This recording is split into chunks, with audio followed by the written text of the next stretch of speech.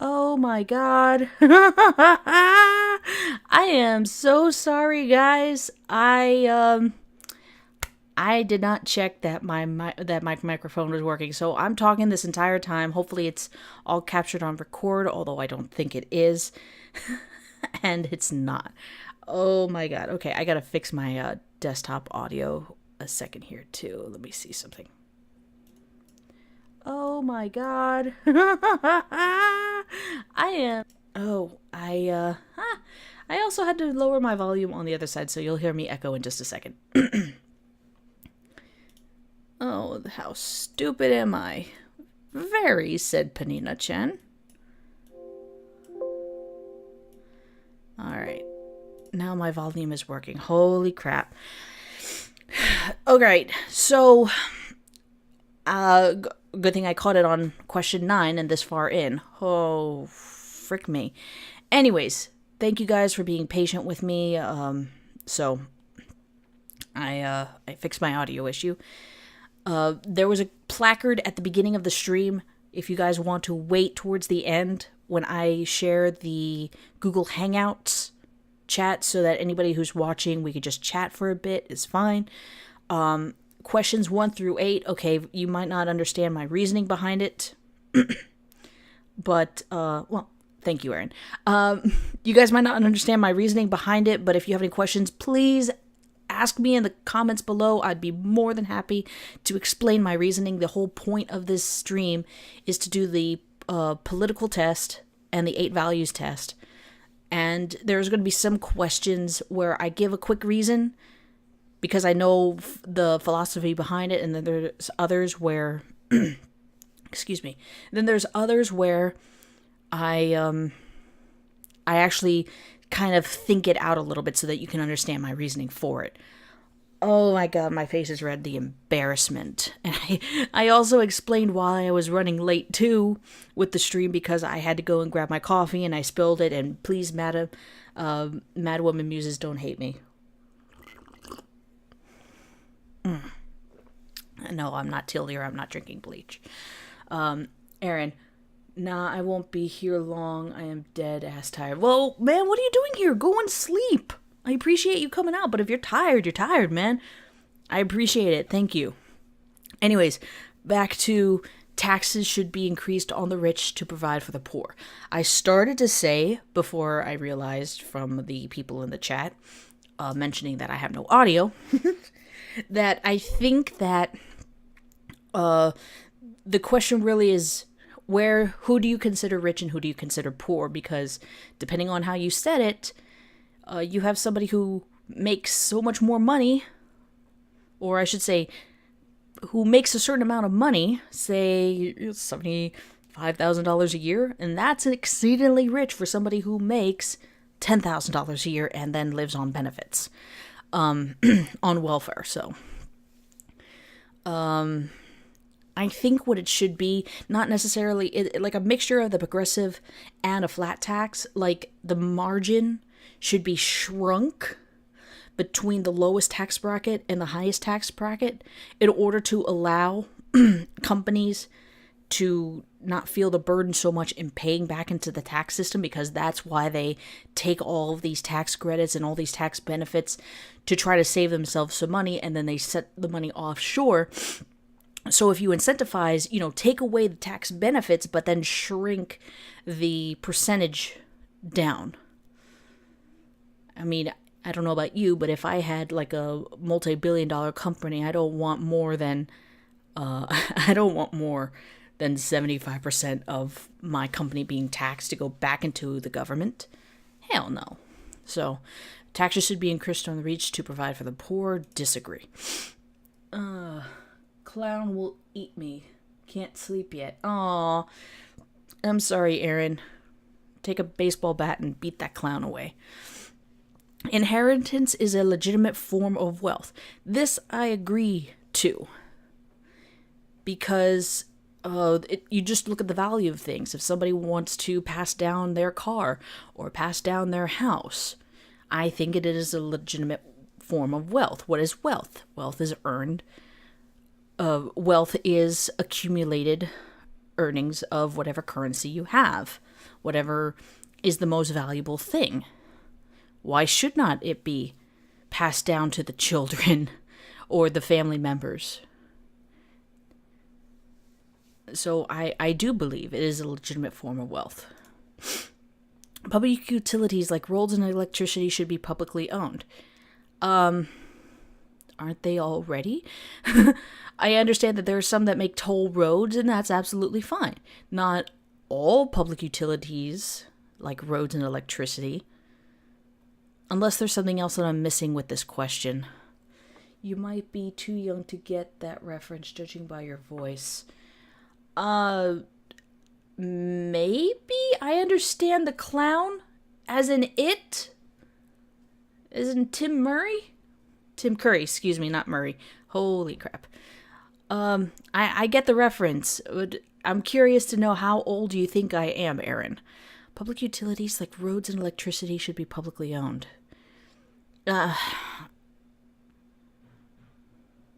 Maybe not all, considering that, I mean, if you want to have a competing electric company, that's fine. Just don't think that, Hold on one second, guys.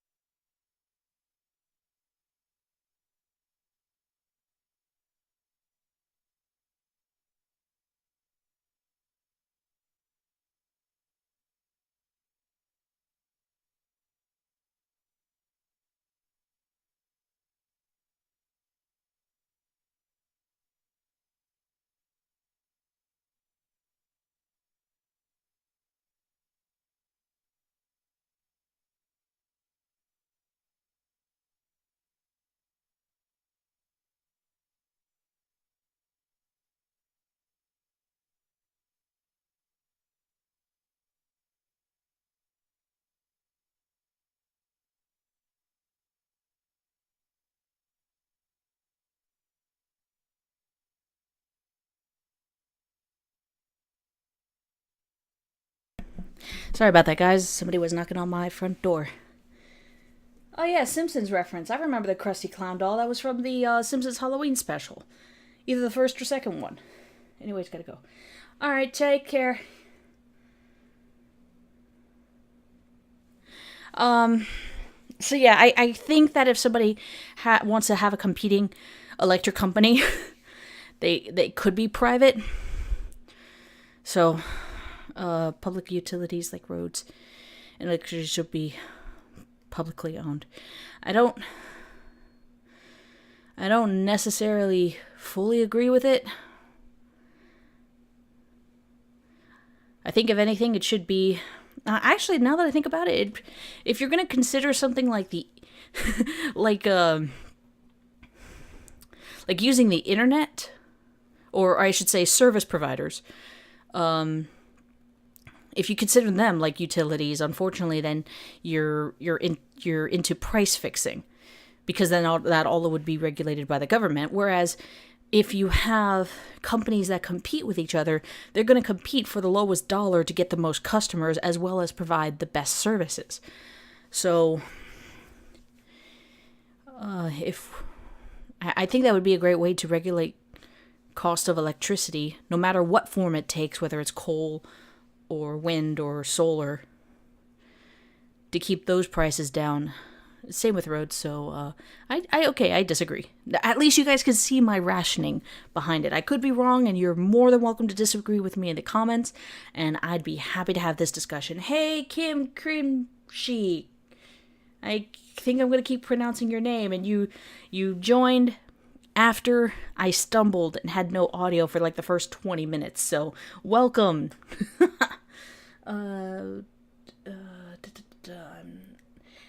Aaron, don't worry, man. I'm not smart either. I have my knowledge of the world, and I can navigate it with the best of my ability until shown otherwise. Excessive government intervention is a threat to the economy. Absolutely, strongly agree. Those with a greater ability to pay should receive better health care. Yes, strongly agree. I don't want to be limited to having the basic health care, even if I can pay more for better quality health care. I feel the same way about schools. Quality education is a right of all people. No. No. No. Quality education is a right of all people. No. The right of all people is to be able to choose the kind of education or choose no education. There are people, again, it comes back to what do you qualify as education? If education is just the after high school, college level and university level, well, what about those who decide to go to trade school? Or what about those that don't necessarily go to trade school or college, but they somehow take up an apprenticeship and actually learn the skill of what they want to do for the rest of their lives? That's a choice. It's not a right. It's a choice. You have the right to choose. You don't have a right to it. So, no, I disagree. I'm out of here. Okay, take care, man. Go, get some sleep. The means of production should belong to the workers who use them. Marxism again. I love it. The means of production should belong to the workers who use them. I'm going to go neutral on this because yes and no. Obviously, if you're a worker in an industry, you should have some level of control, but at the same time, it needs to be within whatever the corporation overall, including the executives, sets as the mission, the vision and the mission for what it is that you do. If the means of production was left up to those who work at Google, unfortunately, because most of them are left-leaning, it just means that it's already like this, but it basically turns into a worser form than what they're doing now, which is censoring people on YouTube and curating search results and trying to sway public opinion from views that they don't agree with, or the vast majority don't agree with. So, no, I think there needs to be a standard when it comes to workers. So, and it's a weird one because it depends on how you word it. Again, I know it comes from Marxist theory. Anyways, the only thing I can do is best explain myself. So I'm going to say no. The United Nations should be abolished. Yes and no. I hate what it's turned into. I love the idea behind it, but I hate what the United Nations has become, especially when you sit there and you have people like Sarkeesian and Quinn going up there and crying that they don't like mean words on the internet. And that the internet should be regulated. No, the internet should not be regulated. You don't have to listen to them. You can block people. You have tools in your possession to avoid people trolling you. At the same time, if you didn't give in to it, people wouldn't care so much. Not that your ideas are right. A lot of your ideas are wrong. I don't like people being able to hold power without some kind of accountability. The same thing like with the EU and the United Nations. There is a benefit to the United Nations, yes. But that should be on the government wider side, not the micromanaging of its citizenry. So I'm going to go neutral on this for now. Because there are good points to the UN and bad points to the UN. Okay. Are there any more? Nope. Come back to this. Military action by our nation is often necessary to protect it. If we're being attacked, absolutely. If we're being threatened, that's questionable. Look at what's happening right now with North Korea. At what point do we punch the person who's sticking their finger in our face going, nah, nah, I'm not touching you, but nah, nah, nah. If a person is a threat to our safety and security, yeah, I think military action is necessary. But we have no business going over into, I don't agree with the whole Afghanistan thing. Yes, we had 9/11. We should have attacked Iraq or Iran or whichever one attacked us. I don't even know anymore because the story's changed so much. But there was no reason for us to go into other places, and for what? To destabilize the Middle East? Military action by our nation is often necessary to protect it. If it's a direct threat to us, we're being attacked, yes, but our military has been used to go and destabilize areas, so... But the question is, our military action by our nation is often necessary to protect it. I'm going to hit agree, but you guys know where I'm coming from with this. Hey, Panina, it's Fern. It's Fern. It's what's Fern? Kim, what's Fern? Did you mean fine? What's Fern? Tell me what Fern is. Agree. I support regional unions such as the European Union. Nope. Disagree. It is important to maintain our national sovereignty. Strongly agree.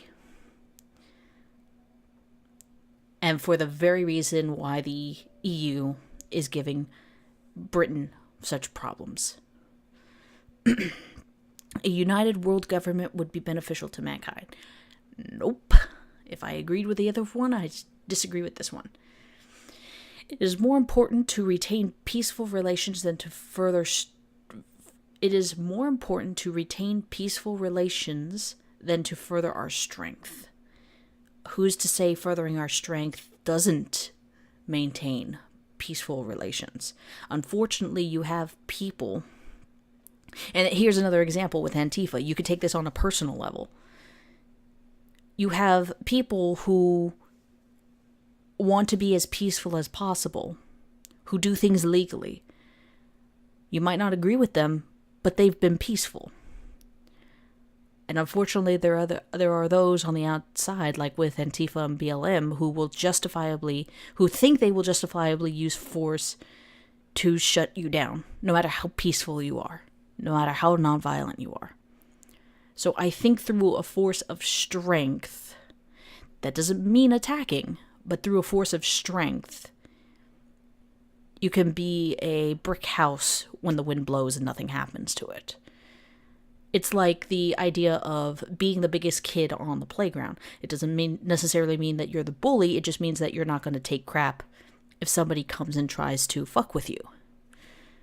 So, no, I disagree. We should always try to be the best that we can be. We should always try to be the strongest that we can be.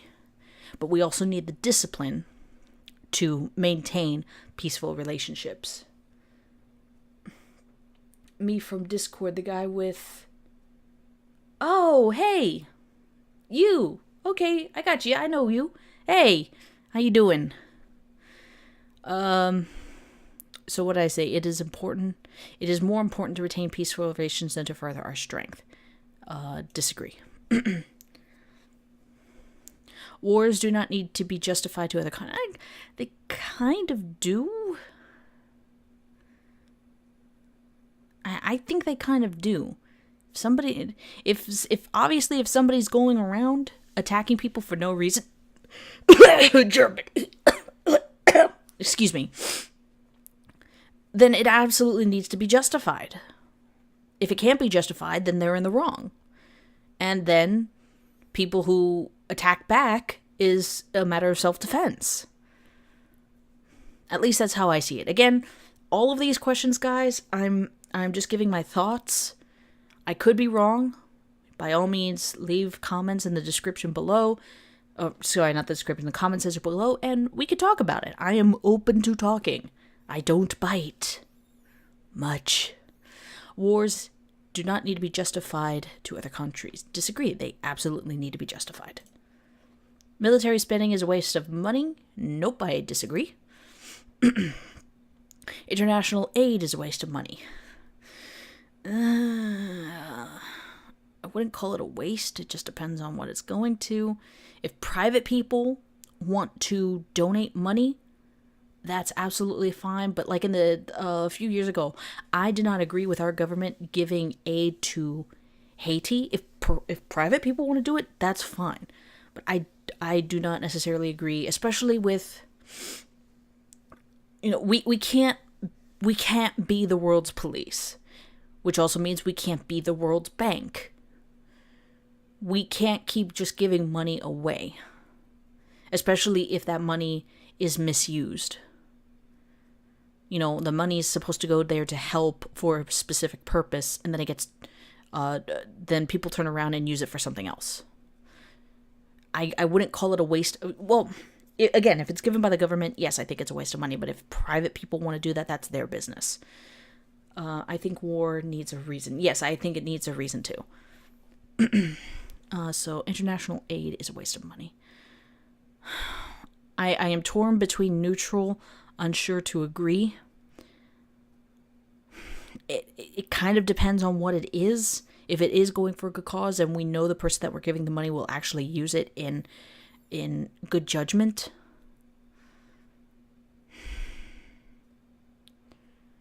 But there have been many times where even our own government has given away money for foreign aid, and it didn't go to what it was supposed to be used for. So I'm going to go neutral, unsure until proven otherwise. My nation is great. Yes, I do agree. Could be better, but it's still great. Research should be conducted on an international scale. There's nothing necessarily wrong with international competition. That's how we had the space race. Research to how to get to the moon. Competition and cooperation, or I should say cooperation, collaboration, and competition, I believe will lead to the most successful of outcomes for research.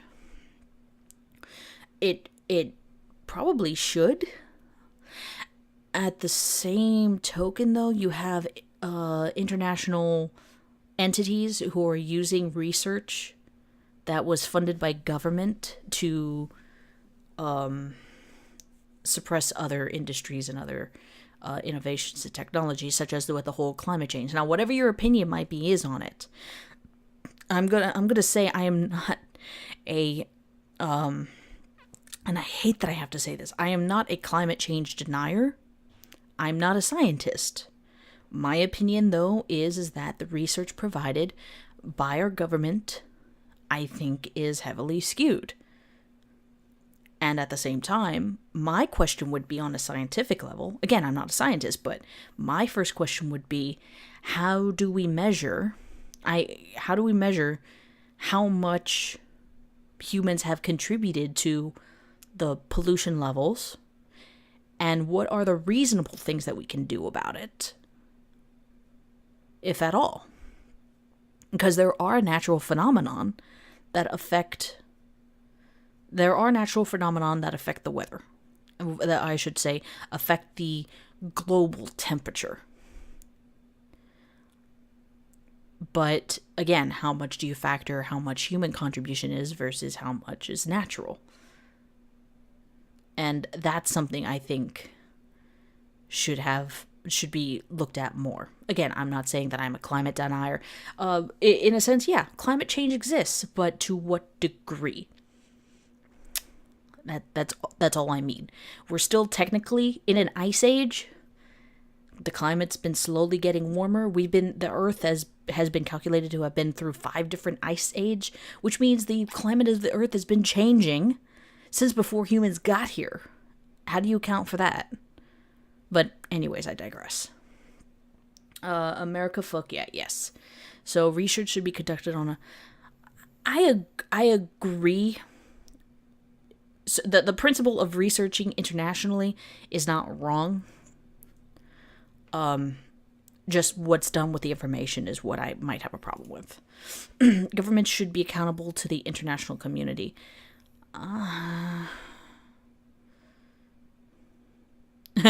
Gonna be a little pro-Israel here. Does that mean that those who are for putting sanctions on Israel because of how they determine to run their sovereignty, or the same with Poland, how they determine to run their sovereignty from the EU, they should be held accountable to the international. And at the same time, you have where we've just put sanctions on North Korea.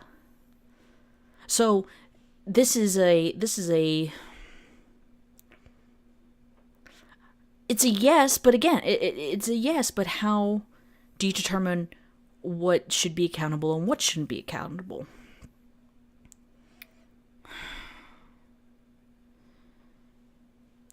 Government should be accountable. You could even use the example, Germany should be held accountable to allow their people to have free speech. They should be absolutely able to have to be held accountable by the international community. We put stuff up on YouTube and Facebook and Twitter that places like Germany and China ban. For what reason? Because it might make their citizens woke. It seems that there's more good that can be done from that statement than bad. So for right now, again, until proven otherwise, I am going to agree. Even when protesting an authoritarian government, violence is not acceptable. Strongly agree. My religious values should be spread as much as possible. No. I can agree. With America having been built up on Judeo-Christian values, there are some things that you could sit there and say, universally, it is good not to kill your fellow man. It is universally good to put charity before whatever else. You could remove the religious factor from it, and there's still good values. My religious, because I'm more agnostic. I believe that there is a higher entity, but I believe it more like we are the molecules of cells of tissue, of organs, of a body. The body exists, the body is conscious, but it might not individually care about us personally. That's a really weird place to go with it. Anyways, I'm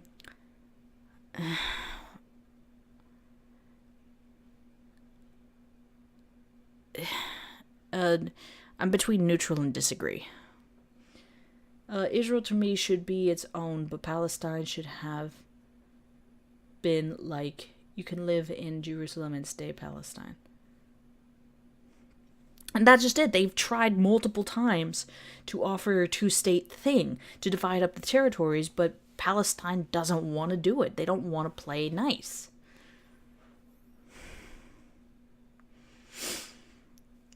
My religious values should be spread as much as possible. And all I can think about is Islam. And what a bad set of ideas Islam has.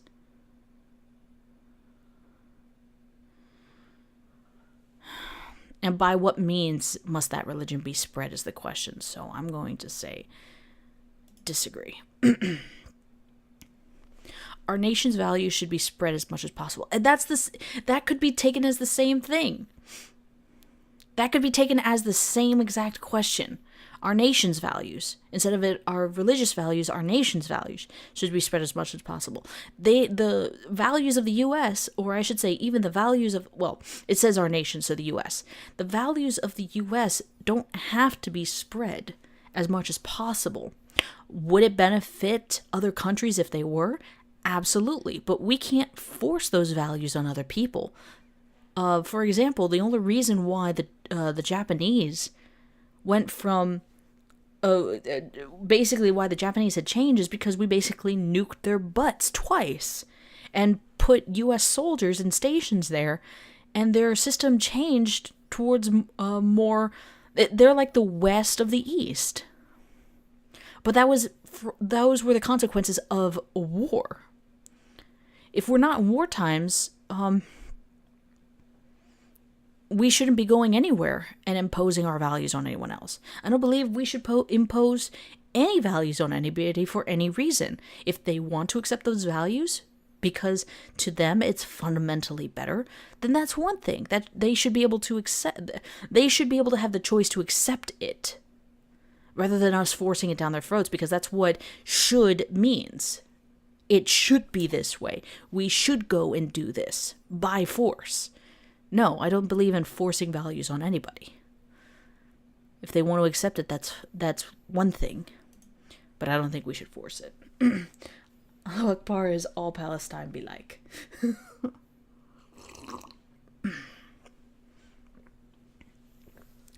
It is very important to maintain law and order. Absolutely. The general populace makes poor decisions. I don't believe so. I would tend to disagree. We need rules, and I believe we need rules basically to have a way of punishing those who step out of the norms. After all, what are laws but the general for the most part, what are laws but the general consensus of the populace? That these are acceptable ways to act. And yes, there are limited entities that make up laws on our behalf, because at least in the West we vote for them. But if there's a law that exists that we don't agree with that's been enacted, we have the ability to vote in people to change the law. I'm gonna go there. Look at Jim Crow. Yeah, those laws existed.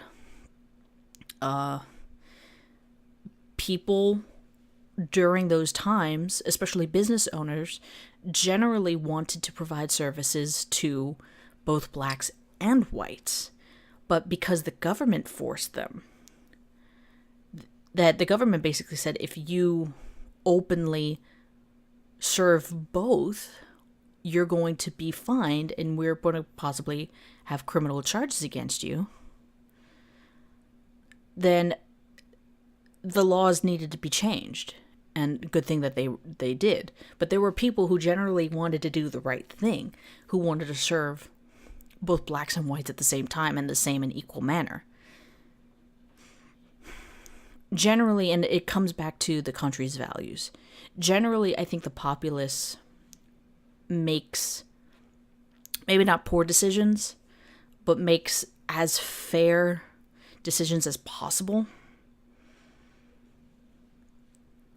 But we still need laws to be governed by. At least to say, if you break this generally consensus rule by the populace, this will be your punishment, kind of thing. The general populace makes poor decisions. I don't necessarily agree. I don't necessarily agree, and for the reasons that I stated. Victimless crimes such as drug use should not be crimes at all.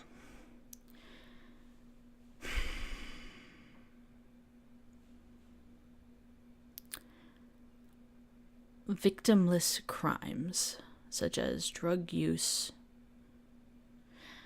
If you're going to use drug use, there's a difference between someone using marijuana and someone using heroin or crack. And what happens if a crime is committed while under the influence of? Do you just count it as like not necessarily a misdemeanor, but you just call it as under the influence of?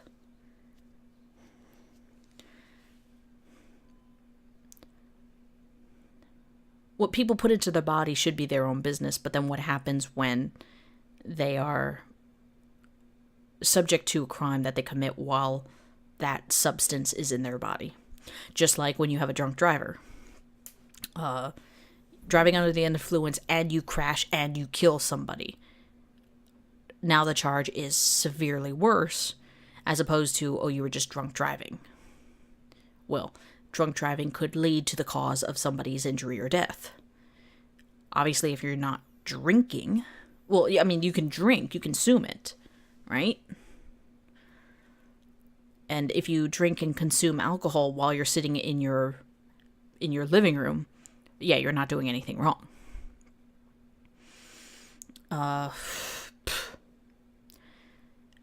If you drink and overdose, or alcohol poisoning, excuse me, if you have alcohol poisoning, then you're a victim to your own stupidity and unfortunately your family. And is there any tax money that goes into it, like the coroner's office, to get an autopsy also? I guess that could always be offset with taxes.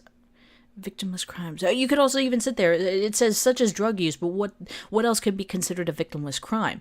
Coming up to a 4-way stop in the middle of a desert out in nowhere and failing to stop if there's nobody else on the road.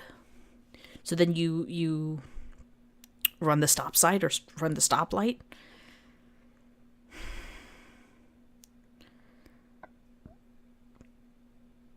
For some things, such as marijuana, absolutely. For other drugs, I don't know. Of course, the benefit of decriminalizing the use of drugs would also make it less profitable for well, I mean, there would still be a profit with people, dealing out drugs, but would that also make it have more access to people? I think if you remove the stigma, I don't know. I'm just rambling now. I'm not sure what I'm trying to say. I'm scared. Why are you scared? Victimless crimes such as drug use should not be.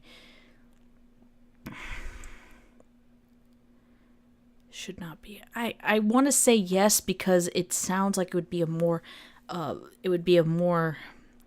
benefit to decriminalize certain crimes such as drug use.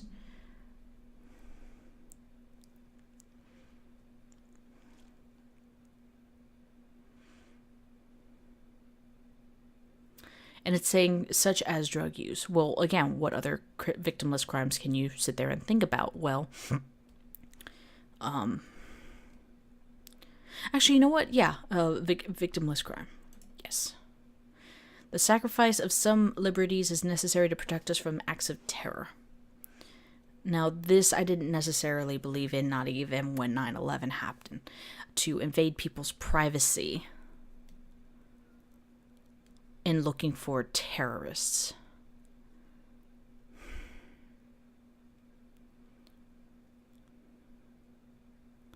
And you can have domestic terrorists and you can have foreign terrorists that come into the country. The sacrifices of some civil liberties is necessary to protect us from terrorists or acts of terrorism. I just think that there needs to be a better system. I'm playing The Long Dark. Oh, okay. Congrats, man.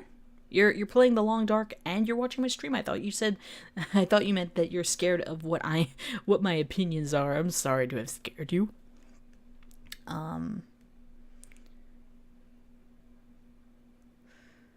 This probably goes to companies or the NSA or the CIA or whoever you want to say using hacks technologies in devices such as like the Echoes and the Samsung TVs and whatnot to listen into your conversations. No. I mean, what you buy as a consumer is your own business, and you should have a reasonable expectation of privacy. The Fourth Amendment, not to be searched without a warrant. Or is it the Fourth Amendment? Yeah, I think it's the Fourth Amendment. especially as American citizens, that should not be sacrificed. Now, for those who are not American citizens and residents, if you're coming into this country, then I do believe that there's a reason why you should be watched for a while. If you're vetted properly, it's fine. But if you're coming here, you're a guest in our home, in a sense. So there are customs that need to be followed. The sacrifice of some civil liberties is necessary to protect. And again, how far do you continue to justify what a civil liberty is that needs to be sacrificed to protect us from acts of terrorism? Where's the stopgap?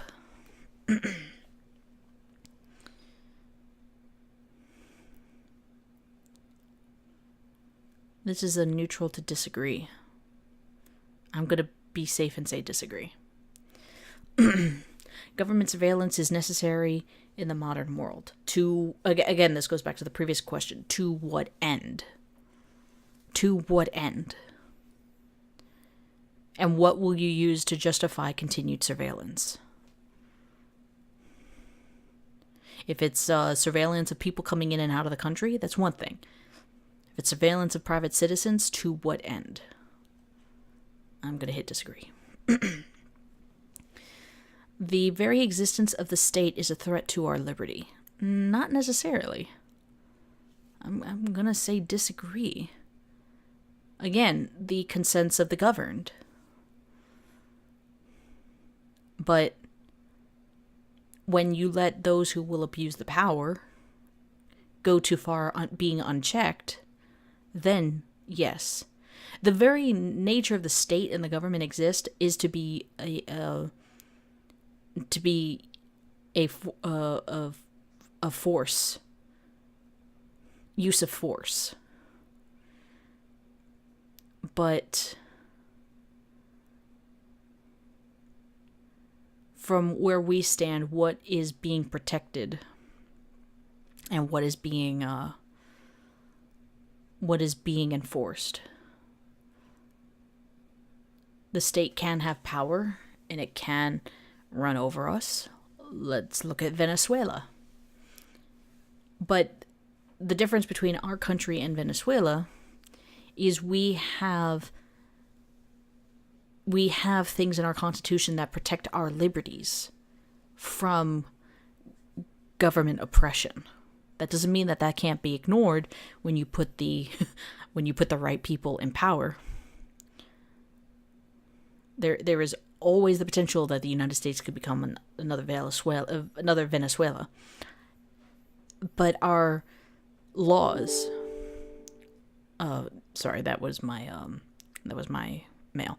But our laws make it harder for such a thing to happen. Because things like that don't happen just overnight. They take years and years and years of buildup. So I'm going to say neutral on this. It can and it can't. Regardless of political opinions, it is important to side with your country. Your country is your home. Your country can do bad things, sure. Like I don't agree with us having gone into Afghanistan. For what reason? Or I should say, if we went into Afghanistan... Again, I'm confused now because the stories changed multiple times of we went there for revenge and then we went there for oil. Regardless of political opinions, it is important to side with your country. Again, it comes back... It's my home. I can side with a country. I can disagree with the people in power. I think that's the distinction. The United States is my home. The United States is my country. I can support my country because of values that there are people in this country that also hold. I can disagree with those behind the reins. And again, those change every 4 to 8 years. or usually every 4 to 8 years. So in my country, yes, this applies. I don't know if you live in Germany. I don't know if you live in Britain. But people in power can change. The location that you are in does not. My home is kind of dirty. I don't think you want to see it. Don't worry. I think a lot of people are like that. So, yes, regardless of political opinions, it's important to side with it. I agree. No authority should be left unquestioned. No authority should be left unquestioned. As in, all authority should be questioned. Yes, I believe no authority should be left unquestioned. I strongly agree.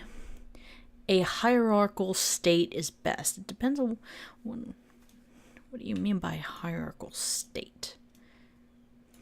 This one I might have to open up another tab and look at this. A hierarchical state. Hierarchical state definition. A hierarchical organization is an organization structure where every entity in the organization except one is subordinate to another entity. It's a bureaucratic system. It's a bureaucratic system. You have to answer to the next guy above you.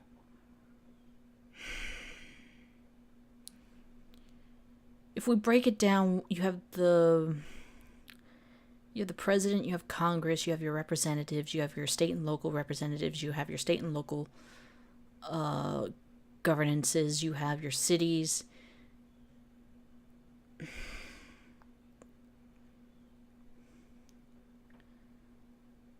City mayors, or county mayors, city mayors.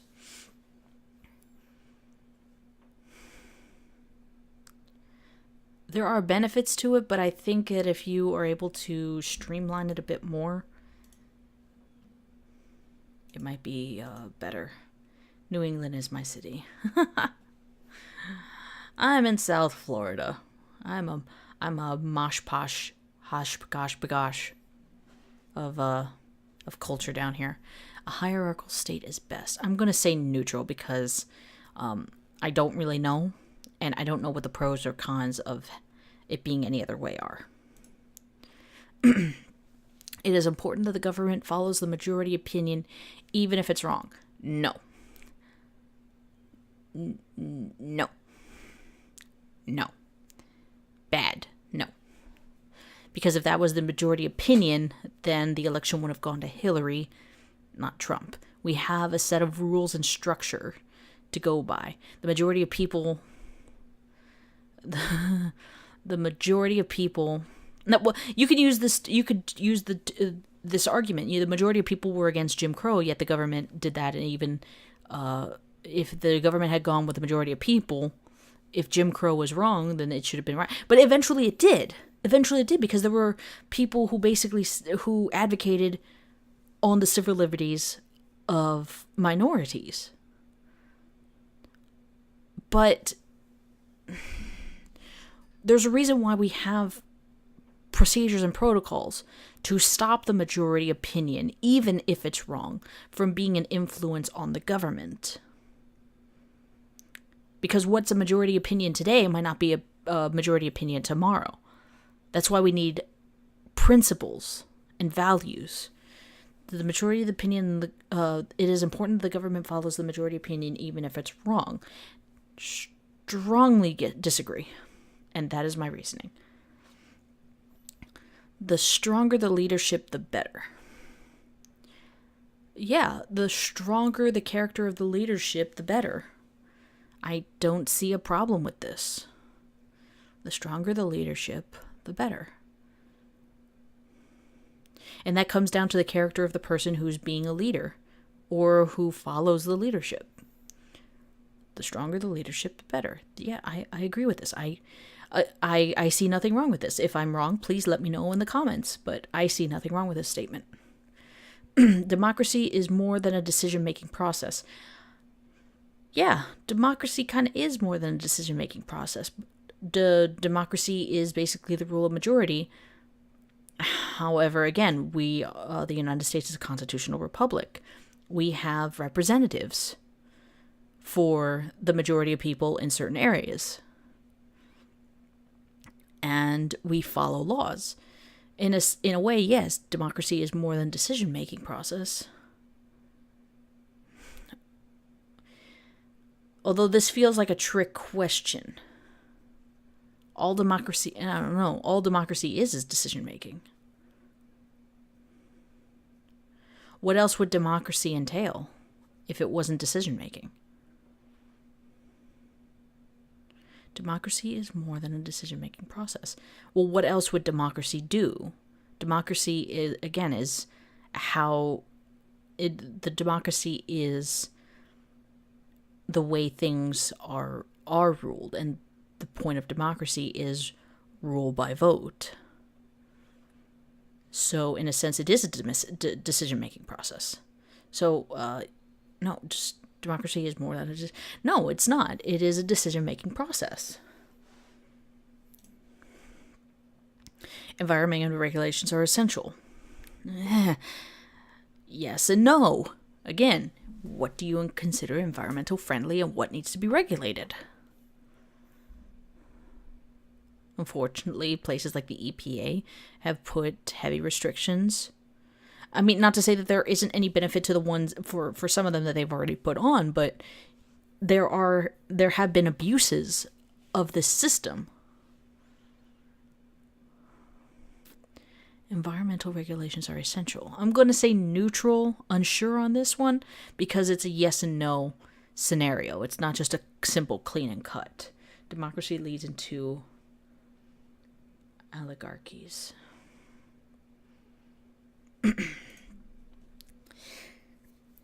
A better world will come from automation, science, and technology. Not necessarily automation. Because if you set a lot of things to automation, it takes out the human element, which means it takes out the ability to discuss and innovate. There's just certain things that automation can't do that the human mind can, or I should say the human experience can. Science and technology are human behaviors, the ability to study and the ability to innovate. Again, it's a yes and no question. Depends on what you use automation for. Automation for convenience purposes, yes. But again, I'll use a current example. YouTube's automation AI system. It doesn't necessarily make it better because the people in the higher ups set what terms, what words or key phrases get filtered out to try to block out people's opinions from being seen by the wider eye. And we don't even know how it's going to affect people who are currently subscribed to other YouTubers. Are they going to be able to see those videos or won't they? We don't know. Automation doesn't necessarily mean it's better. It just makes it more convenient. I wonder if you're saying kind of for the current question if a better world would come from automation, science, and technology. This would be a neutral one for me because, again, I've seen examples of where it's abused and it actually degrades innovation and discussion.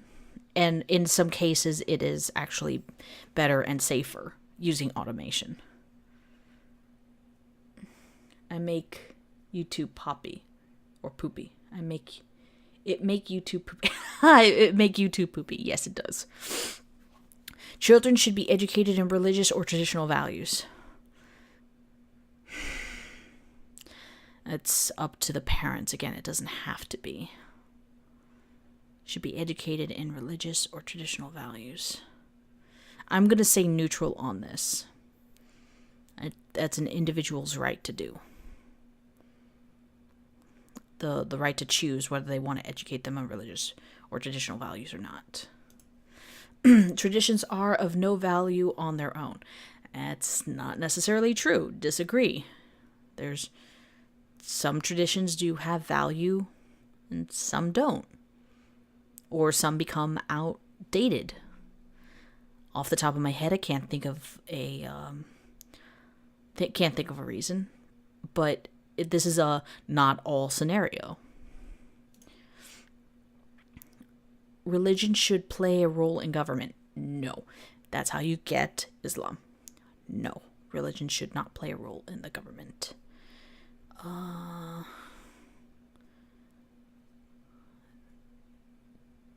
Disagree.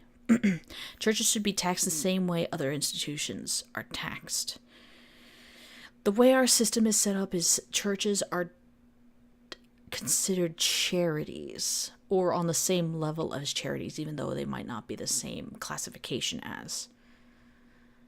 Should they be taxed the same as other institutions? You have for-profit churches, you have churches that aren't necessarily for-profit and just get by. The same thing with other organizations. I don't know. Churches should be taxed the same way other institutions are taxed. And this is how you get people who sit there and classify themselves. This is by allowing exemptions at the same time, you open the doorway for people to abuse the exemptions. I'm Arab and Islam is poop. Shh, don't let anybody hear you say that. Churches should be taxed the same way other institutions are. I'm going to say neutral, unsure, because it then comes down to the practices of the individual church. Everybody should be treated the same way, but we know that individuals who run these institutions and churches, there are some who exploit the system, and there are those who aren't. And then the consequence, I would also like to look at the consequence. What would happen if churches were taxed the same way as other institutions? They would be required to pay a portion of the money that they receive in, depending on their tax bracket. Churches are considered on the same level, though maybe a different classification, as non-profits. But because they're churches, you have some who gain the money and then they're just exceedingly wealthy. And then you have the people in the higher ups of the church just using that money to buy themselves yachts and jet planes. If it was private donations, that's one thing. And churches generally rely on donations from their contributors.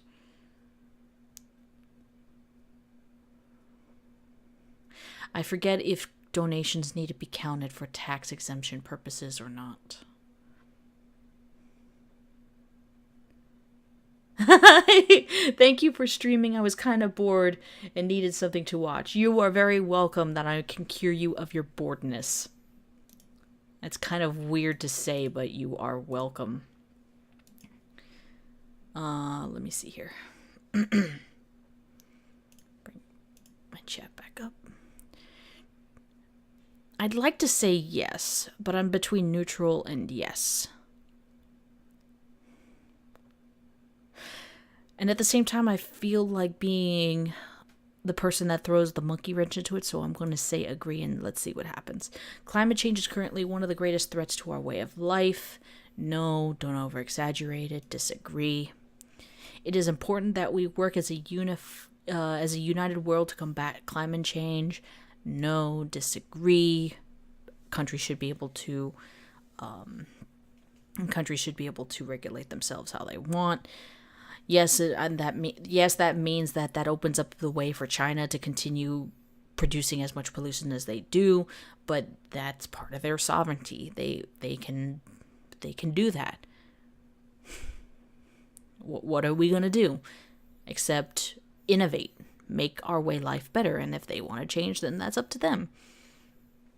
We can't force that on other people. We shouldn't force that on other people. Society was better many years ago than it is now.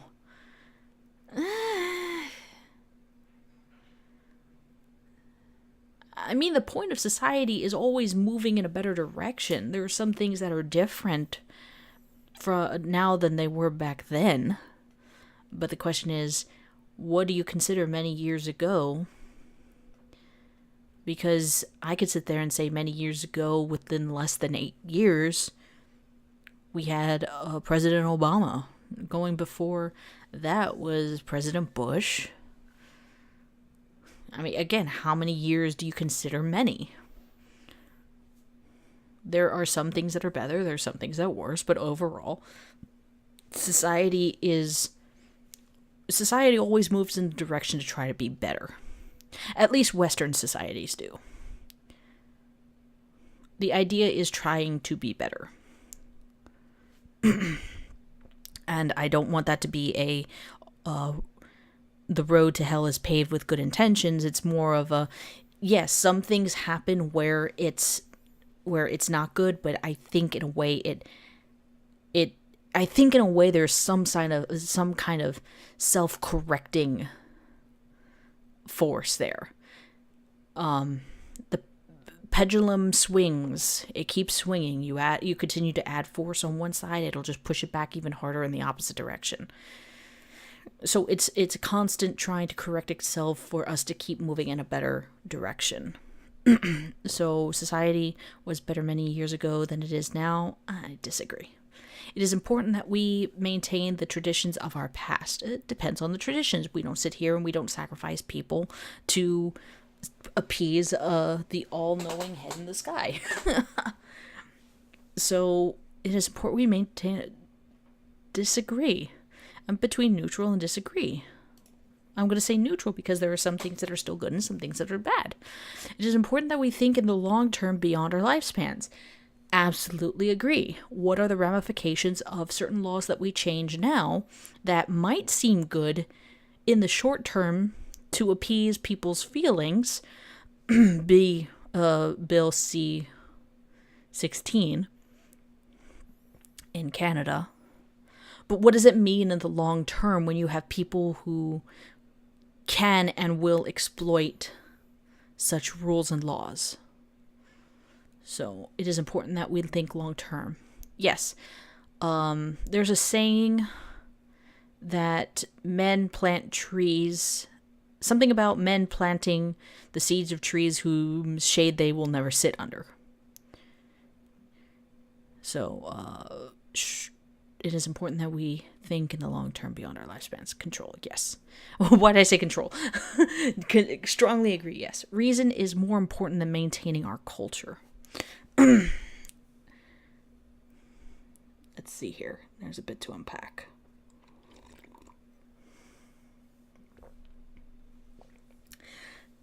All right, back to you here for a second, Kim. You helped me. I was gonna play Roblox. I like 20 just before Obama. I like 2007. Well, I agree. Gonna get but political correctness and all hail Cthulhu. The great one. Reason is more important than maintaining our culture. You can say that for some cultures. Some cultures are based on reason. Other cultures are not based on reason. Reason is more important than maintaining our culture. I wouldn't be inclined to agree. I have an inkling that there's something going on in the back of my head saying, wait, this could be a tricky question. Red flags, red flags. I haven't seen it yet. Again, question 54. If you don't agree, please let me know why, and I'd be happy to discuss this with you. And I could be proven wrong. Again, it's just a values test. Let's just see where I fall on the spectrum. I'm on the spectrum. Drug use should be legalized or decriminalized. Going back to a previous question, kind of, yes, it's people's individual responsibilities of what they put into their bodies and how it affects them and how it affects other people. I think when it crosses the line of how it affects other people, then that should be taken into consideration when being charged with a crime, such as it's not illegal to drink alcohol in your home, but it is illegal to drink alcohol and then go driving, which could lead to an accident. It's terrible to say because, marijuana. No. Oh, no. Marijuana. No. Marijuana's okay. Or okay-er. Things like crack and heroin. That's a different kind of thing. So drugs should be legalized or decriminalized. Agree. Same-sex marriages should be legal. Yes. I don't know if I want to sit there and still call it marriage rather than a civil union, but it should have the same legal protections as if it was a marriage. People should be able to be coupled with whoever they want, and the government shouldn't tell them otherwise.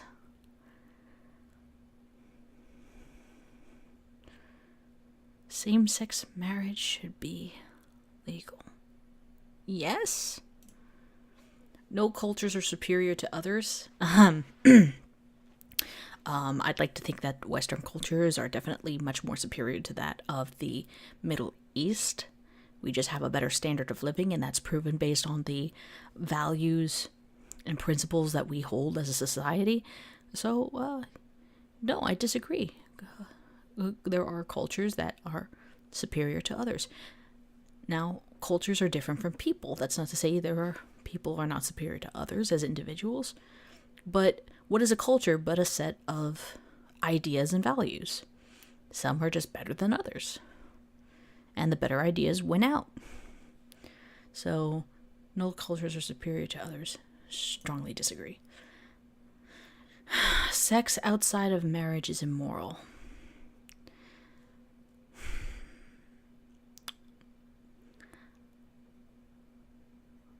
I don't even want to touch this with a 10-foot pole. I don't really care that much about chat. I take black tar heroin. Marriage. The west is the best. Sex outside of marriage is immoral. To those who are religious, yes. I don't necessarily believe sex outside of marriage is immoral, but I do believe it's kind of immoral to have multiple sex partners, especially if you're lying to a particular partner and they think that you are, like, lying is immoral. In most cases. Sex outside of the marriage is immoral. Not really, but promiscuousness can lead to a whole nother set of problems. If we accept migrants at all, it is important that they assimilate into our culture. Yes. Yes. Strongly agree. Abortion should be prohibited in most or all cases.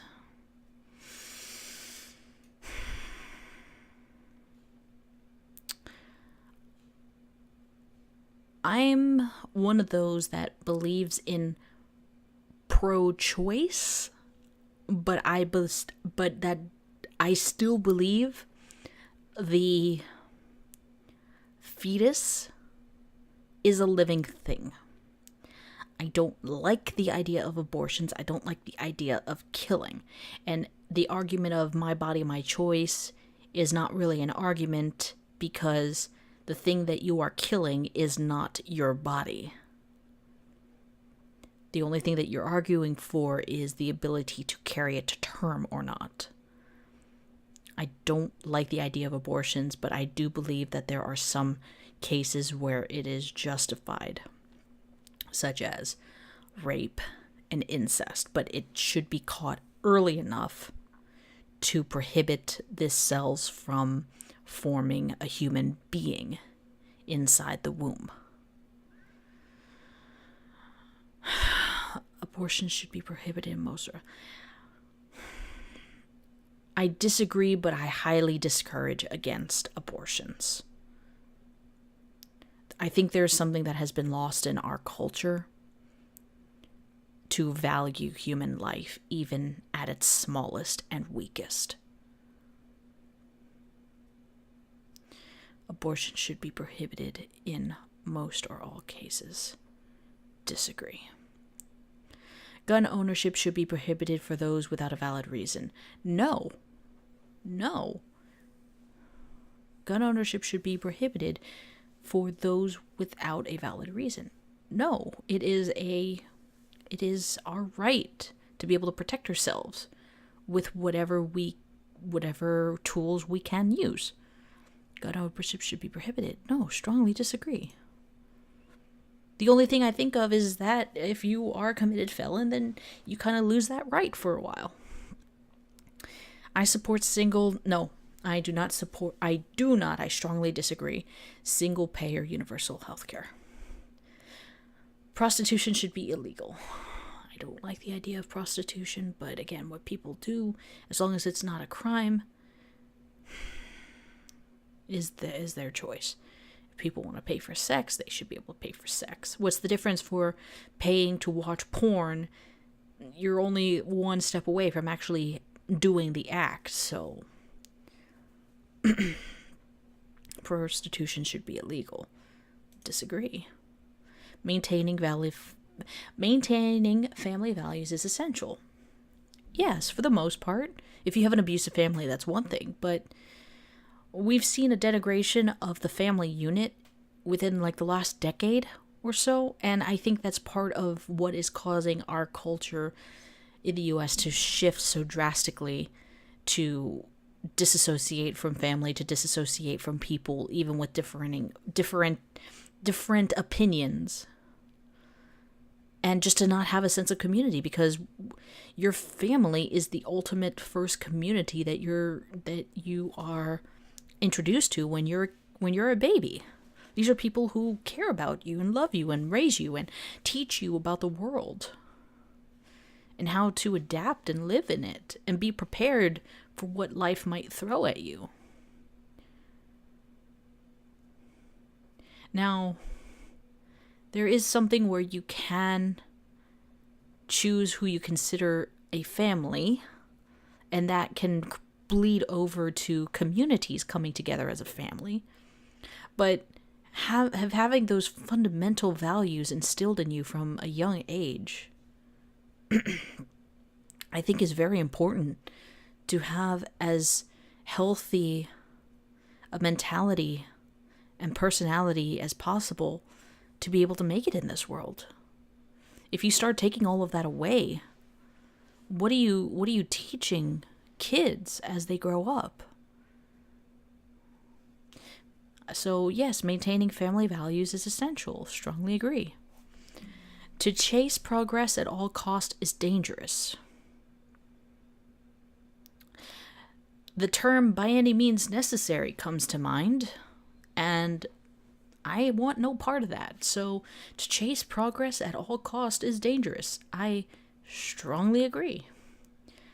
Genetic modification is a force for good, even on humans. Just because you can do something, I don't think you should. Genetic modifications in regards to what? Because we have things like prosthetics that help people with limitations such as walking or running, or reaching and grabbing. But that's technically not genetic modifications. If you go the next step, and genetic modification to prevent a child being born with autism or Down syndrome or being born blind, is it a force for good? What happens then if you have people who have no ethical code, genetic modification to do the reverse effect, to make people weaker? I don't believe in genetic modification. I believe that genetic modification should be left up to genetics themselves. Should be left up to normal breeding practices of us passing down as many strong traits as we can naturally.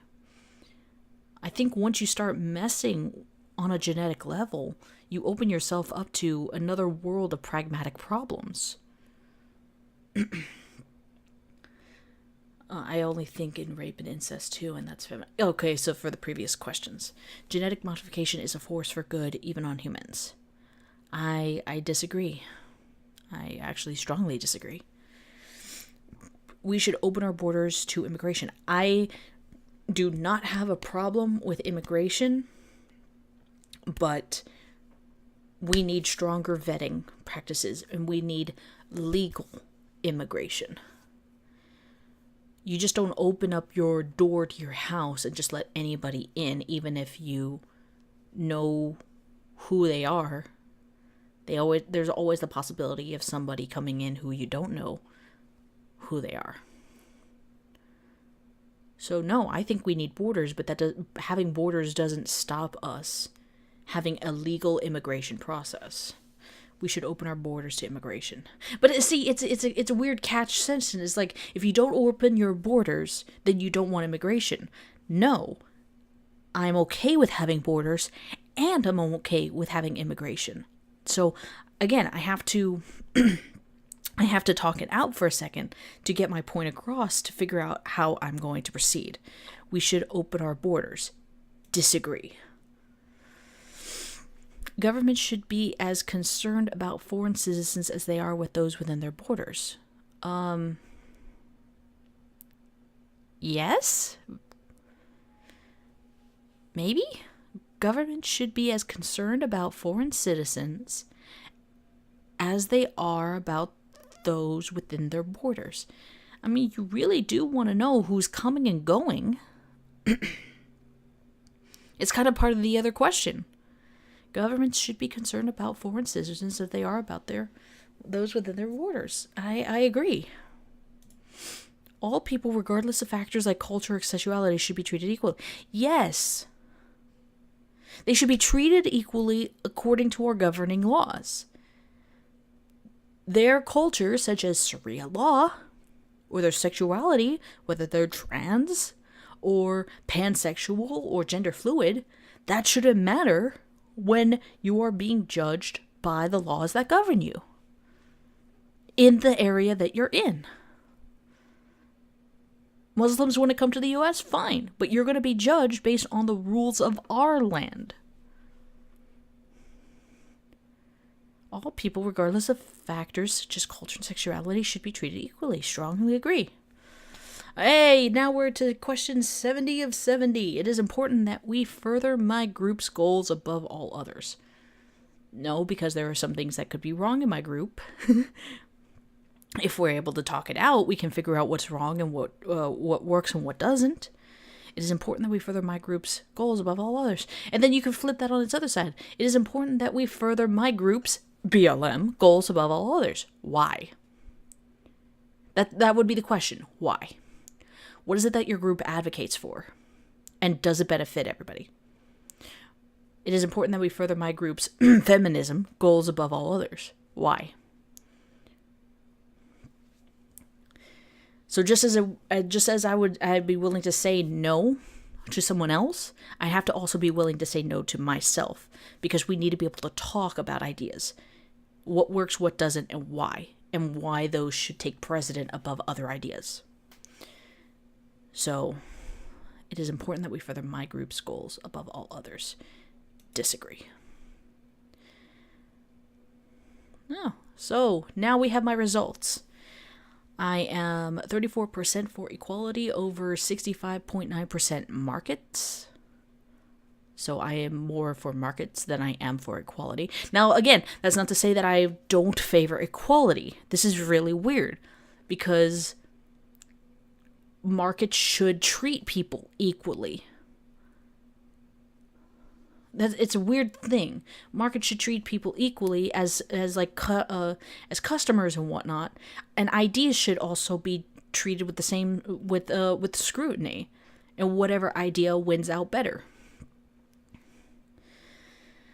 61% to 39.9 national over world. So I'm patriotic. I hope I would be.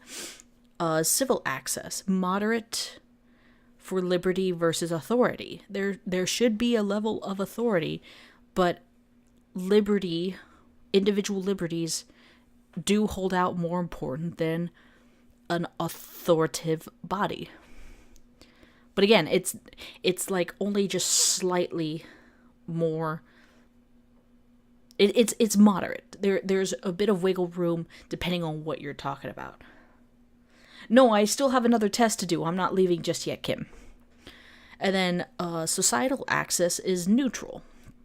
I am 51.1% traditional versus 48.9% progressive. There are some things that should be changed, and there's some things that should not be changed for the sake of changing. So it really depends. It really depends. Really? Closest match, neoliberalism, which is kind of funny because the last time that I took this test, it put me as moderately conservative. So I guess depending on how I see a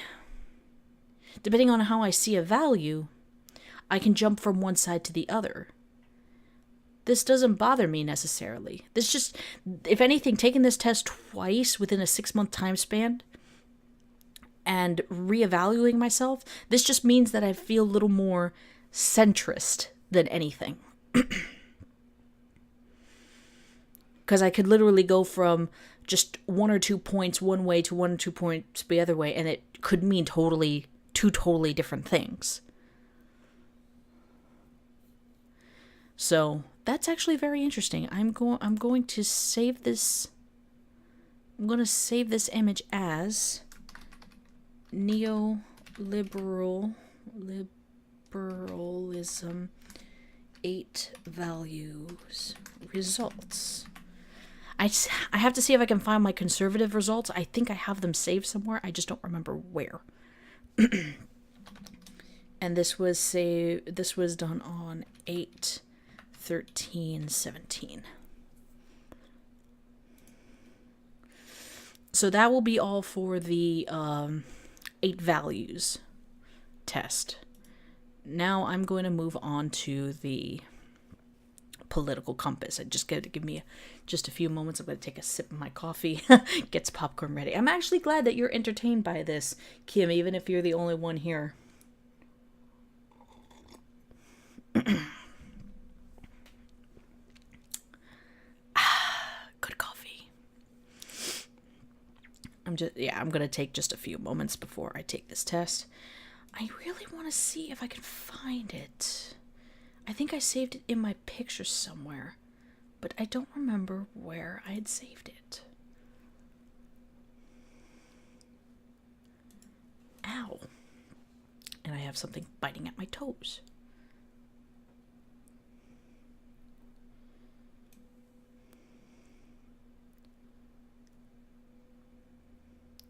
It's either saved here or it's saved on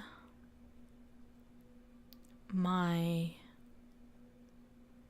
laptop. Oh, okay, here it is. I was right. Let me see if I can show this to you guys real quick. Because this is actually this is just very interesting. And this was this was saved on properties. Oh, it wasn't 6 months ago. It was 2 months ago. Wow. But my values still look very similar. Let me rename so I don't lose it again.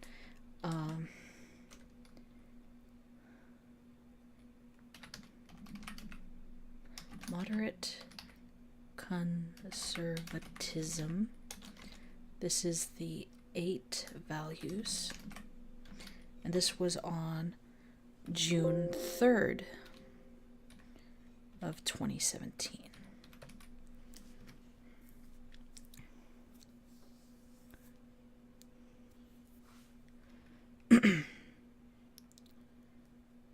All right, let me see if I can add this for you guys to see, because I just think it's kind of interesting. Image. Okay. Browse. Pictures.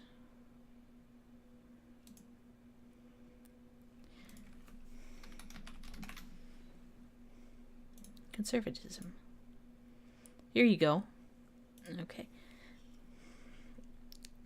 So my values are very similar. The only thing that seems to be different is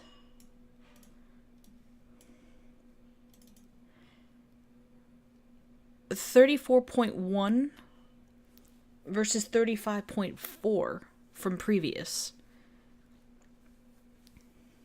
So I had a little less inequality, but we're only talking about 0.7%. And that could easily just be changed from me going from a disagree to not sure, or not sure to a disagree. So my economic access is still the same. Actually, technically everything else is still the same. My economic access is still pro-market. The diplomatic access is still patriotic. The civil access is still moderate, and the social access is still neutral.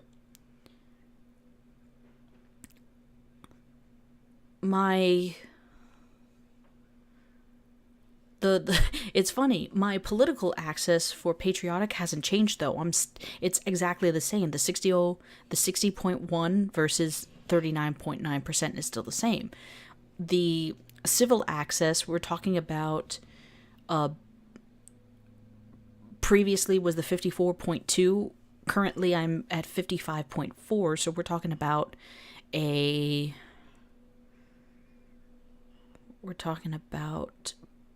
1.2% more. And these societal access, my previous one was 55.9. My previous one, my new one is 51.1. That one had the most dramatic difference. Is I was less inclined now to be traditional versus progressive. But again, we're still only talking about 4.8 points, 4.8%, which I think is very interesting. So my views haven't changed that much, other than being less traditional this time around. And again, that could easily be flip-flop from going from a neutral to agree stance or a neutral to disagree stance. Hey, Dragoneth, how are you doing, man? I was just going over my previous results to my new ones for the values. So what you see before you was my previous. Let me see if I can shrink this picture up just a bit so everybody can see it. Let me add in my current one.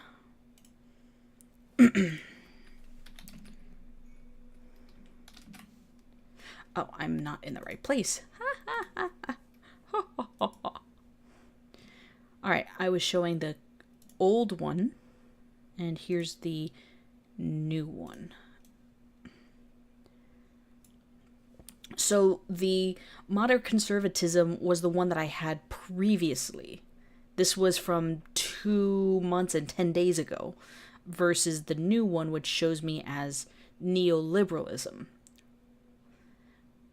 And as you can see, my values look very similar. Again, as I was just saying to Kim, and viewers for future viewing. That's interesting. That you're literally dealing with just a few percentage points that changes the entire meeting, moderate conservatism to neoliberalism. Again, I'm glad I said it at the very beginning of the stream, but unfortunately the first 10 minutes were cut off because I did not have my audio going. I'm not going to hold myself too absolute with these values, and here's exactly why. Because slightly changing my position on something within the last 2 months, from something like a neutral to disagree or a neutral to agree in the 8Values test, can shift the percentage points just slightly to change the meaning of what you are. In the grand scheme of things, my values pretty much have not changed, except, again, going from something that I might be neutral on to a disagree or agree on. So, just to show you guys that I find very interesting. So I'm going to go and close those. And we're going to go back to... Where am I at? All right.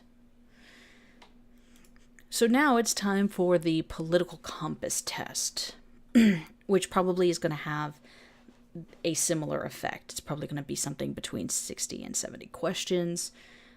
And I'm going to have to go through all of those answers again and give my responses. But, let's do it. So Dragoneth and Kim, if you have anybody that you want to invite to the stream, as in, come and watch, that's fine. And I'm going to put this up just in case you guys missed it. Please stay tuned till after the stream, or towards the end of the stream, where I can actually create a Google Hangouts link and share it with you guys. If you'd like to talk or chill just for a bit, I'd love to hear you guys talk. Or you don't have to talk, it's okay. That also happens. You have the right to talk or not to talk. But okay, here we go. I'm going to switch back over here. I need to bring up my thing again and remove the announcement card. All right, so let's go ahead and take the test. And see, they don't even have a neutral or disagree. Neutral or unsure. It's either strongly agree, disagree, or strongly agree. So let's see where this goes. If economic global... Actually, you know what? Let me zoom in on my page just a little more so you guys can see the questions. Hope that's better for you. If economic globalization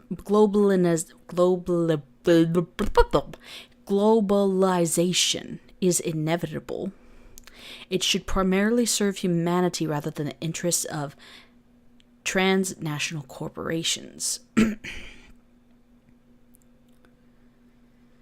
Well, transnational corporations don't run by themselves. You have people who work for them too. And that kind of helps serves them on a humanity level.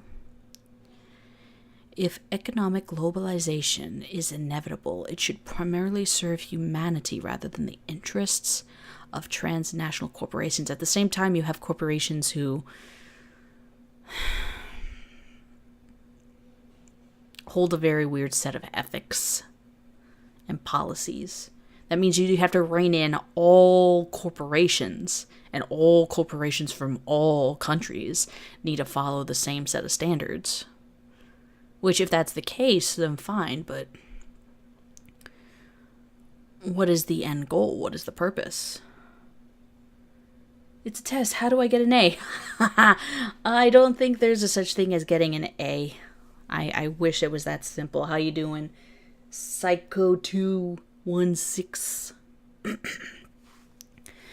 If economic globalization, and I apologize for repeating the same question, it just helps me figure out the context of what's being said, so sorry guys.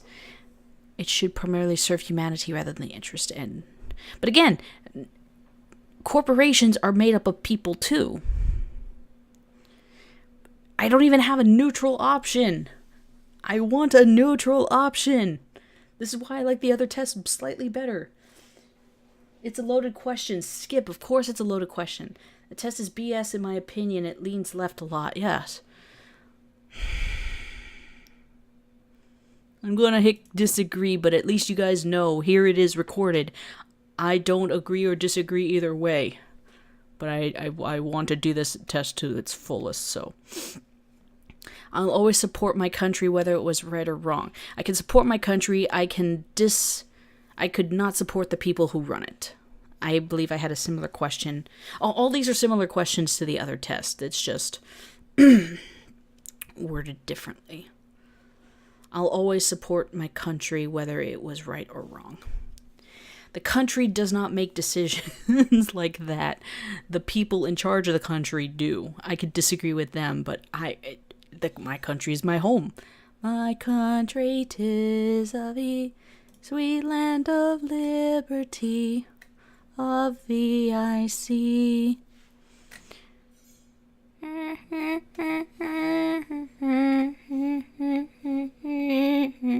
Okay, enough of that. No one chooses his or her country of birth, so it's foolish to be proud of it. It's a contradiction question.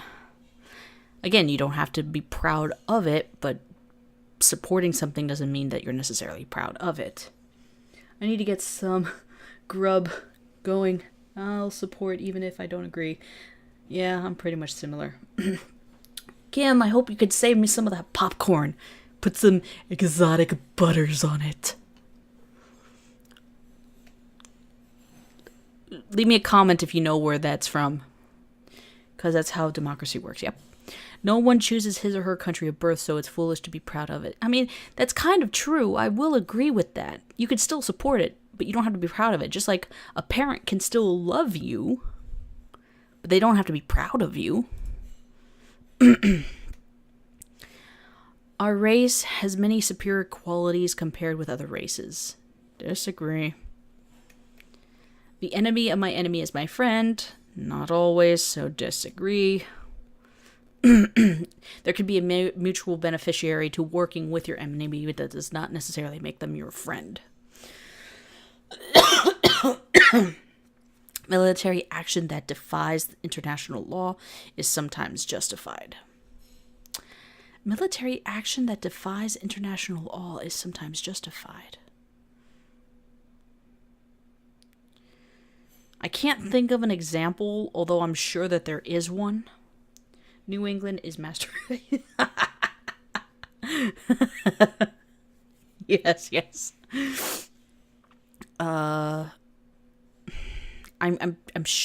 There's never ever 100% positive. Military action that defies international law is sometimes justified. Be proud of your country if it's good country. Yes. Military action is sometimes... I'm going to hit agree, but that's where, again, I wish I had a neutral option. Oh, last updated.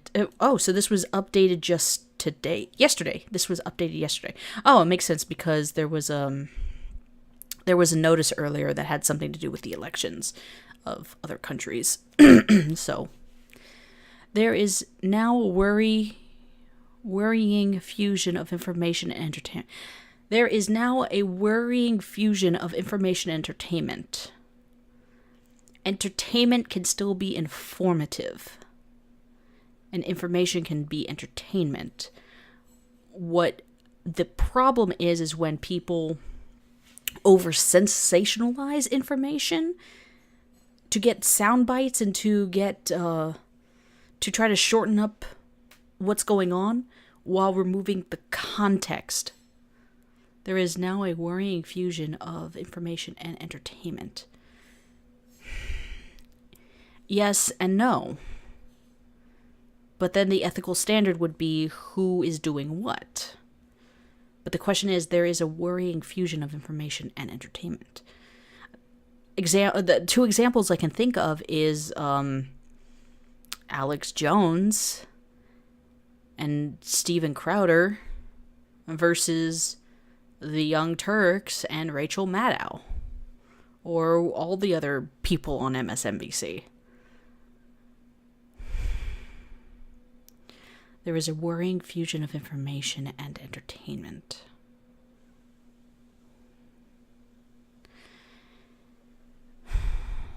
And then this comes under a free speech question, is the freedom to express yourself regardless of how you present it. Again, the ethics, the question of ethics really is something else. It's an entirely different question. Even if you're presenting information in an entertaining way, again, we can go to Stephen Colbert or Jon Stewart. It's entertainment, but it's informative. The separate question would be, are those people held to an ethical obligation to report the information as truthful as possible while still being entertaining? So there is a worrying fusion of information and entertainment. Disagree. At least you guys can see my mentality with it. If you don't agree, you can go ahead and let me know in the chat or in the comments. I'm open to discussion. Agree, CNN, fake news. Even Crowder is a yes. But at least he's willing to show where other people are also wrong, and then take the piss out of himself and his staff. He's also able to make a retraction and admit when he's wrong. International law means dick all. The world can't enforce shit. Yeah, you're right.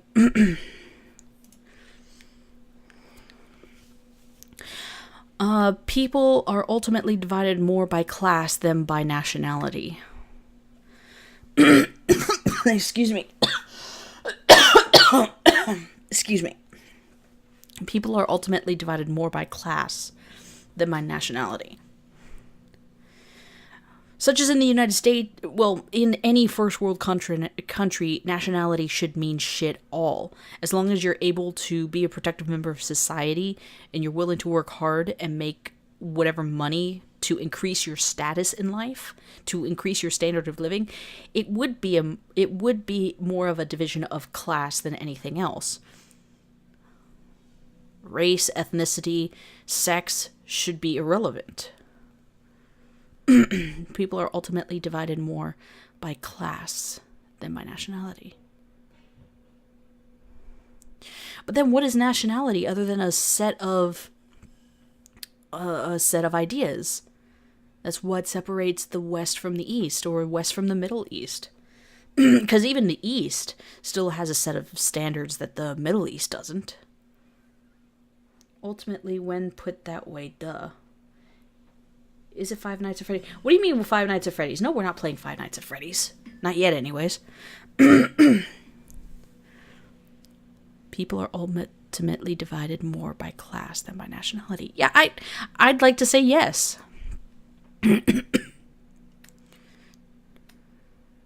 I mean, it doesn't matter if you're black or white. If you have a black rich man and a poor white man, they're divided more by class than they are their ethnicity, nationality, or race. Controlling inflation is more important than controlling unemployment. If you can give more people jobs, inflation should balance itself out. So I think controlling unemployment, because if you have to control inflation, that just devalues other people's money and makes richer people poorer and increases the poverty. So I think controlling for unemployment is easier and better, is more important than controlling for inflation. So controlling inflation is more important. Disagree. No, the quote. Oh yeah, Exotic Butters. Yes, you are right. That's Five Nights at Freddy's. That is actually that is sister location. So a loaded question. Yeah, I know that they're loaded questions. That's why I'm taking the test, but I am taking the time to explain my position to the best of my understanding of what the question is asking of me. Because corporations cannot be trusted to voluntarily protect the environment, they require regulations. Yes and no. Having some regulations to keep companies held accountable to reduce pollution in the Western society has done us a much greater deal than China, who leave it to their companies without regulations, covered in smog and whatnot. So I believe in a level of regulations, but I don't believe in heavy regulations. We have a responsibility to pick up the immediate or clean up the immediate by-waste products that are created. You know, don't litter, don't dump sludge into the lakes and whatnot. Properly dispose of things.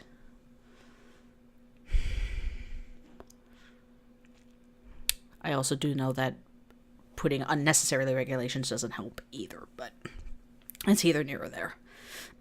Because corporations cannot be trusted. And if you guys call me out on it, it's fine. I might answer one way on a question that might be similar to something else from the previous test. It's fine. Again, it's based on how it's worded and my rationale. It's completely fine. Don't hold it against me. Don't call me a hypocrite. I mean, these things can be discussed. It's fine. I'm not, don't get angry at me. Stop yelling. Corporations cannot be trusted. Agree.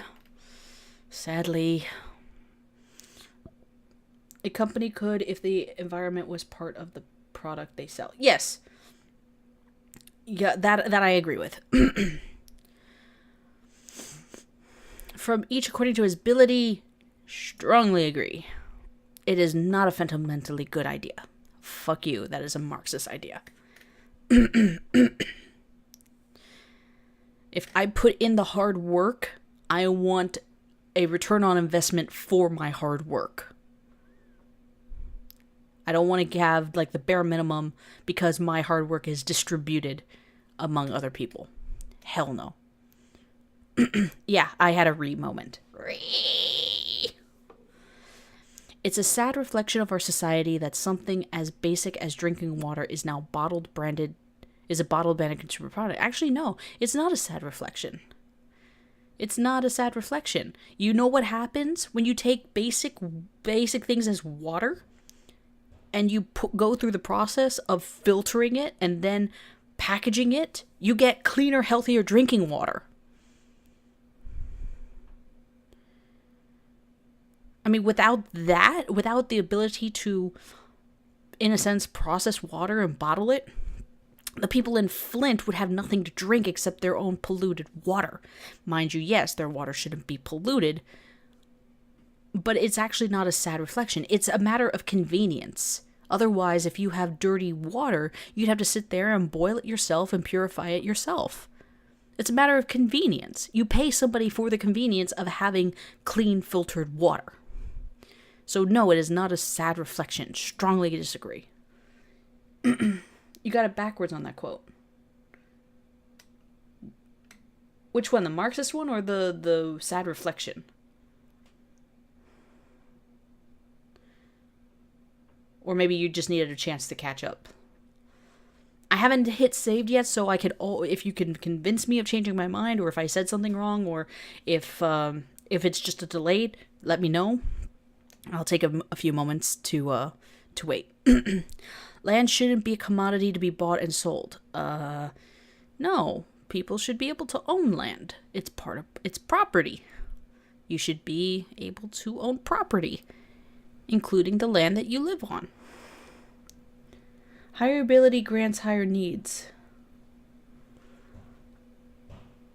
Oh, you're talking about the okay, let me go back to it. I'd like to see what you're thinking about. Land shouldn't be a commodity to be bought and sold. That I disagree with.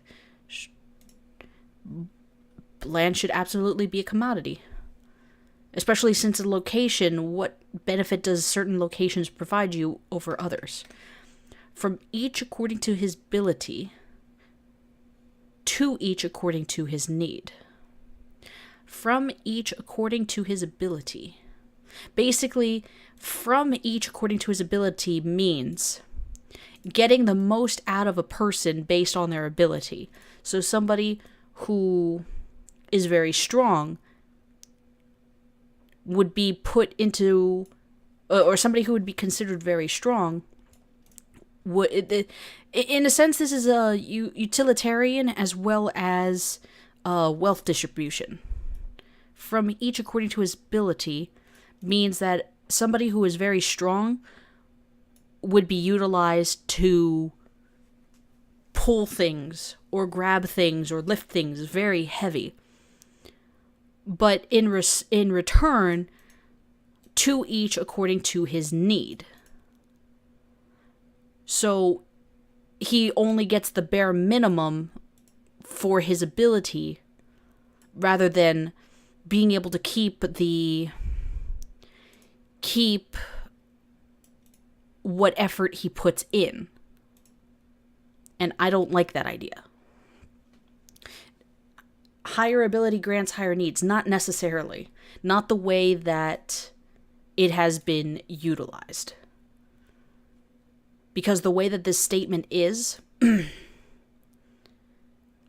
expects you to put in the most effort and only get the bare minimum back. I believe that if you put in as much effort as you can, you should be able to get the most return on what you put in. But a businessman would need lots of capital. I'm not necessarily. I wasn't talking about I don't think that this is necessarily a capital kind of thing. Although you could still apply it, according to his ability. If you were to put that on a capital need from each of his ability as a corporation, from each according to his ability, it still sounds like you're forcing based on the abilities of people, from each according to his ability, such as, let's go back to Venezuela and toilet paper. The government can force you to give your stock away for less than what you, from less than the cost of what it is, the cost to manufacture it and store it, to each according to his need. And even then, this is still a rationing thing. I don't like the idea of my talents, my abilities, my efforts being rationed other than for myself. But that is my mentality, so just to clear that up. It is regrettable that many personal fortunes are made by people who simply manipulate money and contribute nothing to society. Well, wait a minute. It is regrettable that many personal fortunes are made by people who simply manipulate money. You can make money work for you. There's nothing wrong with that, especially if you're loaning money to other people to start businesses and then you make money off of the interest that from their business ventures. It is regrettable that many personal fortunes are made by people who simply manipulate money and contribute nothing to society. Well, wait a minute. That's not true. Again, for that example, you're giving somebody the capital that they need or could use to start another business that provides a product or service to offer something else to somebody else. So it's not necessarily a regrettable thing. It's not a regrettable thing. I disagree. It is not a regrettable thing. When are what? I have the ability to run a company. I need lots of money.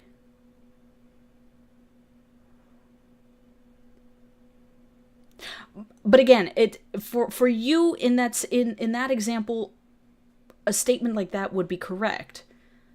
But that statement is not correct in all instances. Therefore, that's why I have to disagree with a statement like that. because it can be manipulated the way that I said, is people can be forced to produce their labor. Hey, Thrax, people can be forced to produce their labors or goods and only get a bare minimum in return for it, if at all. You can make money in currency exchange. Great idea. Yeah, you can. You can make money in currency in exchange. Oh, bye, Dragoneth. Sorry. If you have to go, you gotta go. Aw. I butt typed. Protectionism is sometimes necessary in trade. All right, this is one of those things where I have to look up what it is I'm actually talking about. Protectionism, the theory or practice of shielding a country's domestic industries from foreign competition by taxing imports. Oh, so like what we are already doing now? The theory or practice of shielding a country's domestic industries from foreign competition by taxing imports. I guess that also means tax. Well,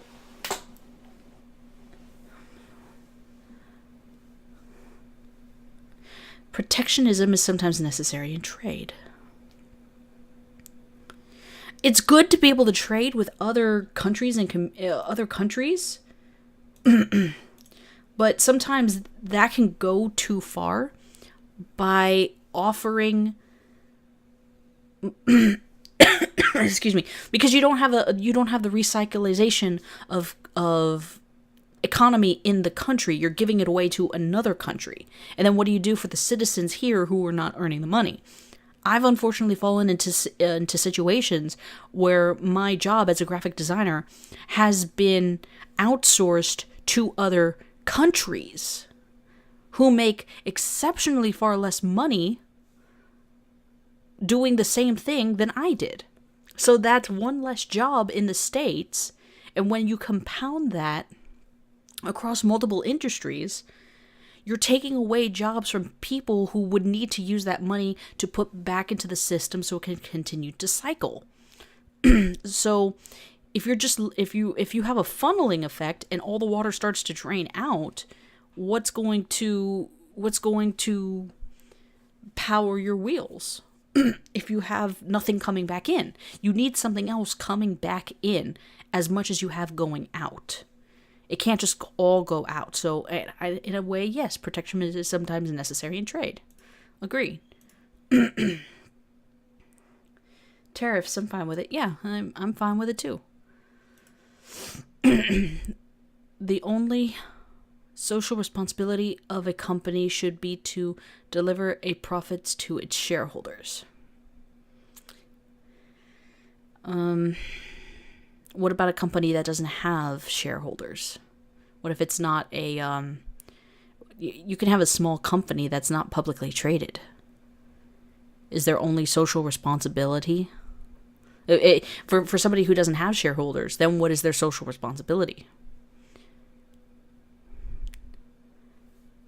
I don't think the only social responsibility is to shareholders. Because then again, you can use the current argument of look at what Google is. Do they have a social responsibility to the people who use their platform? To not censor information that people want to look up.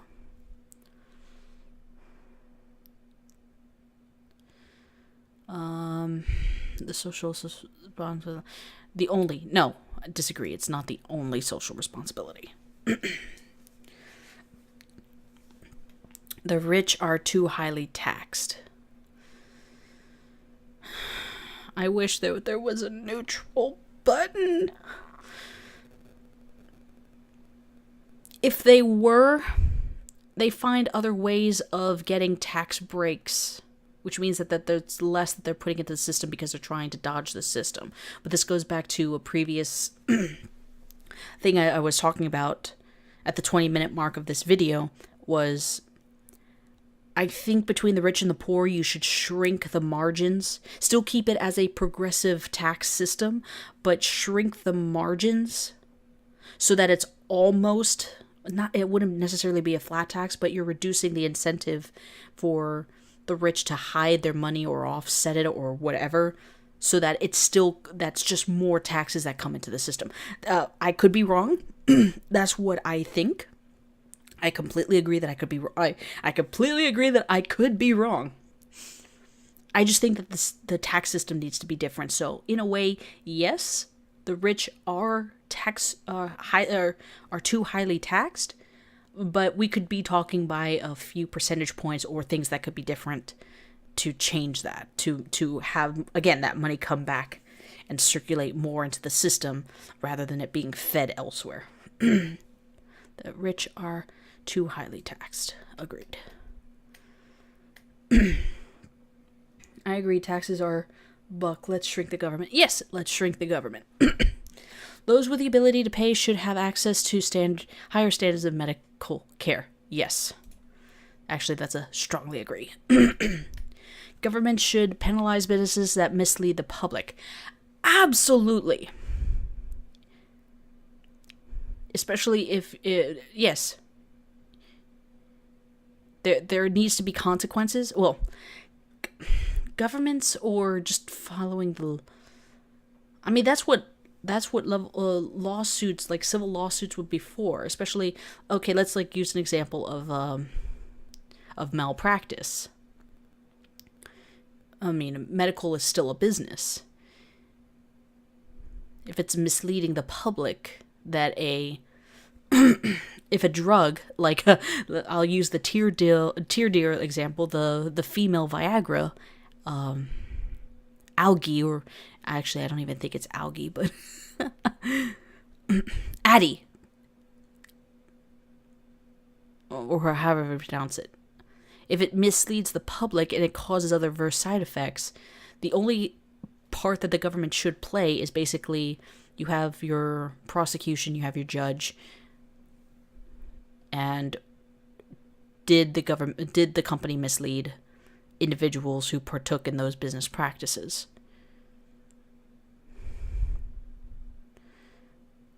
I'm not saying come down with an entire hammer, but there are standards that businesses need to be held accountable because they are providing products and or services to other people. Addy, yes, Adgi. Thank you very much, Adgi. I knew I was pronouncing it wrong. By that standard, the government should go after the media, which they don't. There's a difference between... Then there comes into the question of free press. Should governments infringe on the free press if the free press is given... it's basically a service. Depends. I would agree with the slander and libel laws. If you're deliberately misleading... yeah.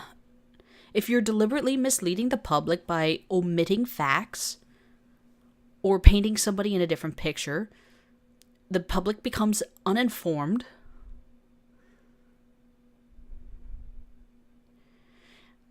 The flip side of that is if the government penalizes businesses for misleading the public, can the government also penalize businesses for informing the public, especially if the government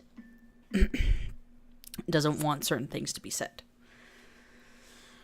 There's nothing that stops them from doing so, but we do have laws and standards set by our Constitution to help protect people from the government. Some kid threw their hat in my yard and I had to get it. Oh, I'm sorry to hear. Government should... I'd like to say agree, but there are certain circumstances where you can't do it. In the free press instance,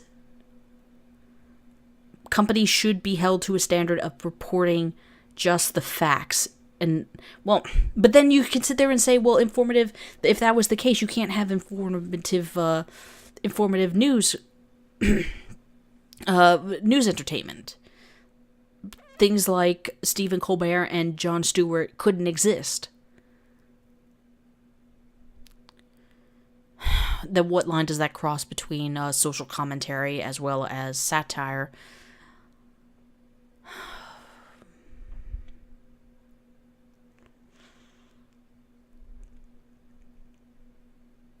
I'm going to still say agree, but I think that's still... that it needs to be defined better. Of course, this is a biased test, so for right now, I'm going to say agree. Take that shit to the suburbs, burn their shit down, we need our weaves. Yep, there's your example. I can think of other examples, but yes, that is a perfect example.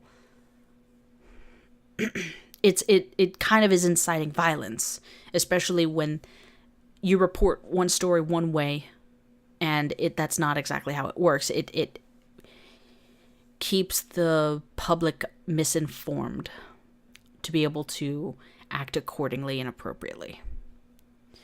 A genuine free market requires restrictions on the ability of predator multinationals to create monopolies. Wait, what the fuck did I just read? A genuine free market requires restrictions on the ability of predator multinationals to create monopolies. If it was a free market, you wouldn't need monopolies to begin with, because a free market would create competition. The problem that I see is like with municipalities basically make deals so that you have one or two companies. Let's use the example of cable. You have one or two companies that sit there and they make a deal. You have like in my area, you have Comcast or you have AT&T. Similar pricing, they might offer slightly different packages. I mean, yes, you could also get like Dish, you could also get DirecTV, but DirecTV is kind of part of DirecTV is kind of like part of AT&T. Cross-branding, but whatever. You have certain companies that are a certain number of companies that are only allowed in an area to compete. And unfortunately, it creates a stagnation. Now, what you have in regards to cellular carriers, because they're nationwide, is they can actually sit there and they have the greater freedom of offering, or it's kind of freedom, but it's not. It's like the market forces them to compete against each other by what they offer versus their pricing. If you guys remember a few years ago, basically all of these cellular companies went from having no unlimited data, and you were still being charged more. The only carrier that didn't do limited data was Sprint. And after a while, I guess enough people left their other companies to go to Sprint, which kind of forced the other companies to offer unlimited data again. And, excuse me, and then prices came back down again. Now, Sprint in itself kind of became shit after a while, but allowing consumers to move freely between any competing market makes for a better customer experience. A genuine free market requires restrictions on the ability of monopoly should not be allowed to exist. They should not. Competition needs to be competition is the best way to keep prices down and best quality of product available. So I'm going to agree with that. Corporatism isn't free market, but the chromies will try to conflate it. That I'll agree with. I've had unlimited with T-Mobile for like 8 years. In my area, they didn't offer unlimited. The only carrier in my area for a while was Sprint to offer unlimited data. I could be wrong, but that's what I recall in like the last 8 years. The freer the market, the freer the people. Yes, I strongly agree. I am going to go ahead and continue on to the next page. Page 3 of 6, okay. So I'm about halfway done. Abortion, when the woman's life is not threatened, should always be illegal. Again, this goes back to a previous question that I remember from the 8Values. I am pro-choice, but I strongly discourage against abortion. I'm only as far as pro-choice that, yes, you have the freedom to do with your body what you want. You shouldn't have to be forced to carry. At the same time, consider the fact that what you're carrying is not your body, and it is a living human being. So I disagree that it should always be illegal. I'm pro-choice, but I am strongly against abortion. All authority should be questioned. Strongly agree, absolutely. There are cases where somebody's authority has a reputation of being correct, but that should never, never stop somebody from questioning that authority. An eye for an eye and a tooth for a tooth. Disagree. Because if that's how it always works, we would all be blind and we'd all be toothless. Taxpayers should not be expected to prop up any theaters or museums that can't survive on a commercial basis.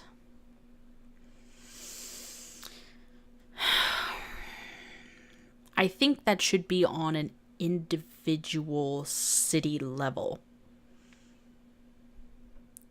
I think that should be on a city level. Because then you could sit there and say the same thing. Taxpayers should not be expected to prop up national parks. Taxpayers prop up any theater. Well, theaters are a place of business and commercial. You go there and you watch movies.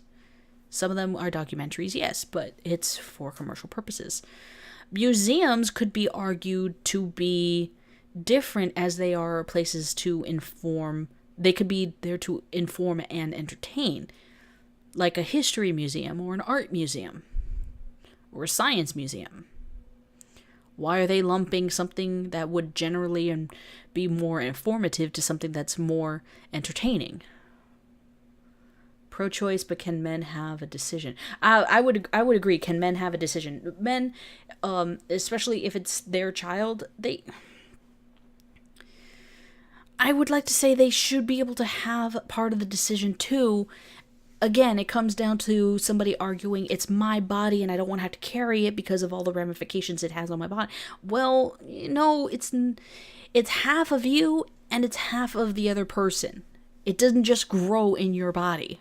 You had to do the horizontal limbo or horizontal mambo in order to have that thing, to have the fetus start to grow. Yeah, theaters are commercial, but museums are not necessarily. Some of them still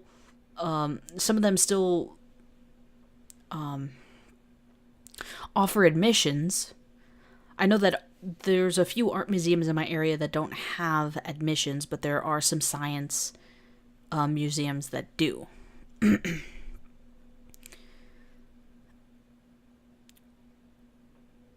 Honestly, I don't think that taxpayers should prop up theaters and even museums. Especially if the museums are going to charge an admission fee anyways, they should be able to survive on that alone.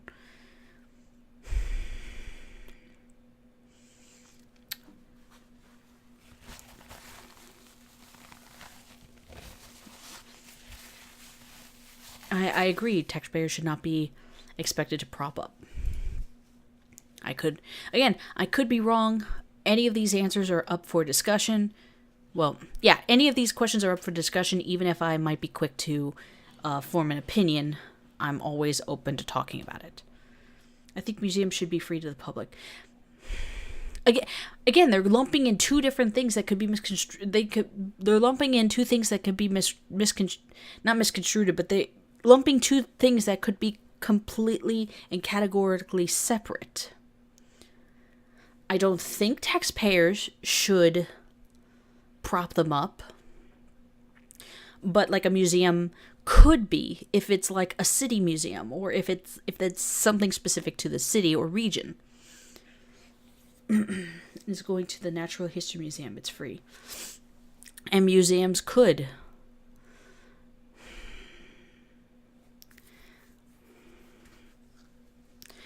And again, theaters. If a theater fails, it fails. Now, if it's a historical monument, that might be one thing. Like a actual historical theater that's still running, but it actually has some kind of history. But that, I think, still falls under whatever the local municipality decides to do, and that should be up to the taxpayers to vote on to do.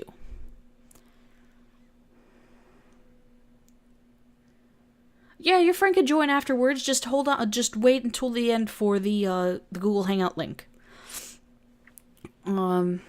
Museums are mostly educational. Yeah, they are. But again, there are some that still charge an admission fee.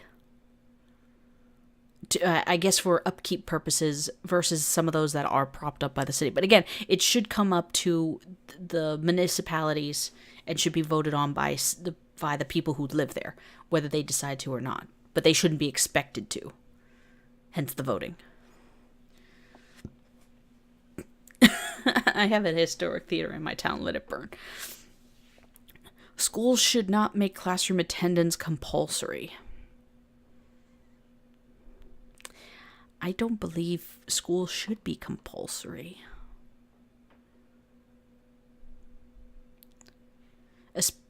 Especially if you want to homeschool, you don't have to school at all. I mean, you'd still prefer that the student or the kid learn and be productive, become a productive member of society. But the second that you start making school compulsory, I mean, it kind of is already in the States, but not to the same degree as it is in Germany or as bad as it was during World War II Germany. You're forcing your kid. If you make it compulsory, then you could also make it compulsory to where they attend school or how they attend school. So, no, I don't think school should be compulsory. Schools should not make classroom attendance compulsory. Agree. Education should be obligation, but doesn't have to be public in this context.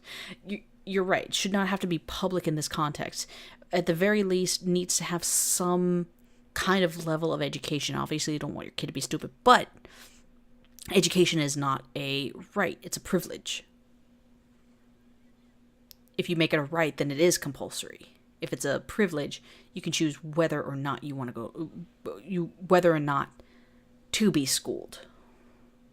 There are the natural consequences that come with not being schooled.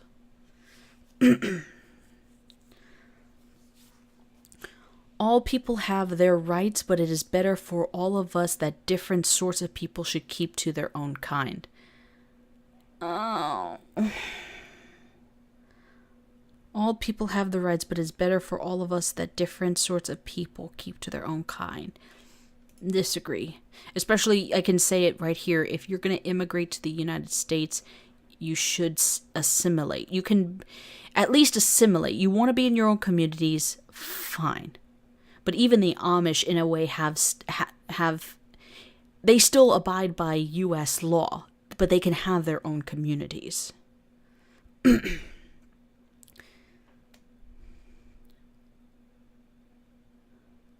And then it says, should keep to their cut. They don't have to, as in should. Should is not mandatory. Or I should say, should implies mandatory. I don't agree with that. Good parents sometimes have to spank their kids.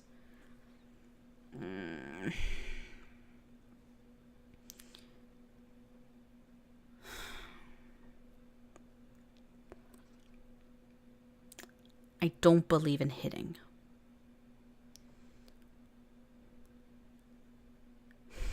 A kid wants to cry it out, kid can cry it out. You want to put the kid in timeout, you can put the kid in timeout.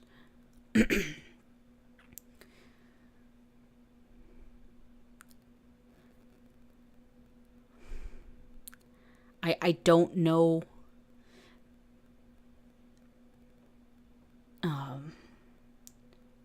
Psycho says, this is just trying to get protesters to not get graded for missing exams by skipping school.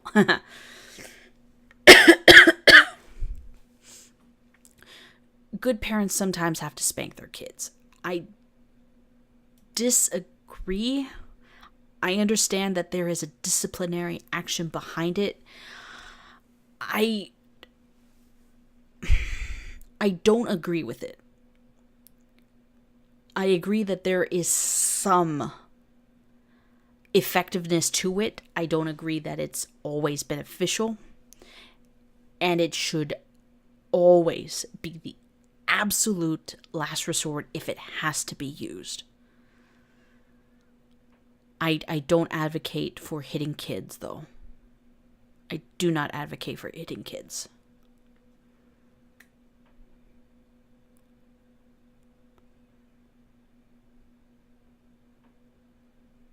Again, if it's going to be used only as a disciplinary measure and only as a last resort. It should never be the first thing that people go to.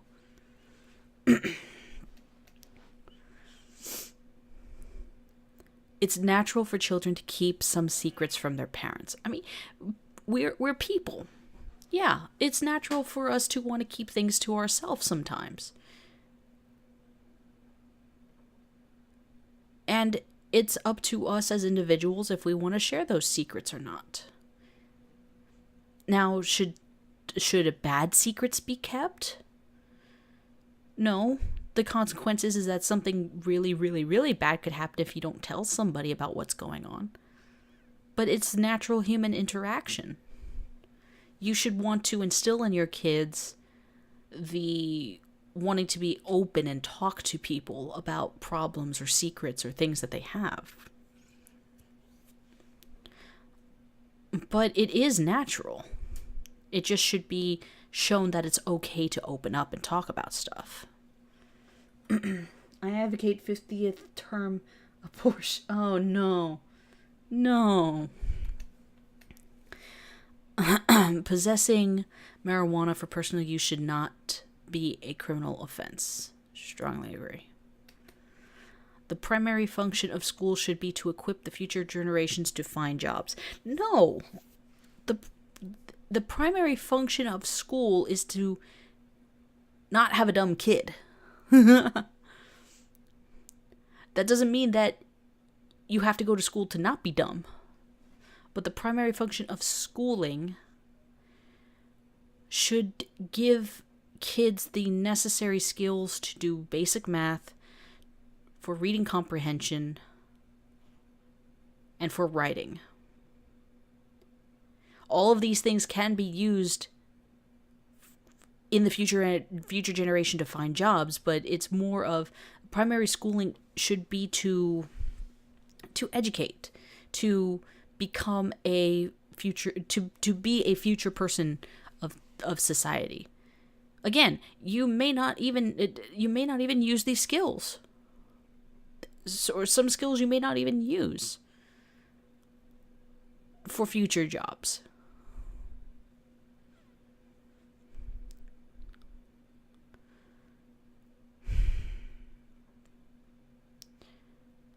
The primary function of schooling really should be to integrate young adults, becoming adults, into society. It's nurturing and it's caring. Well, it's part of nurturing, not necessarily caring, but it's nurturing.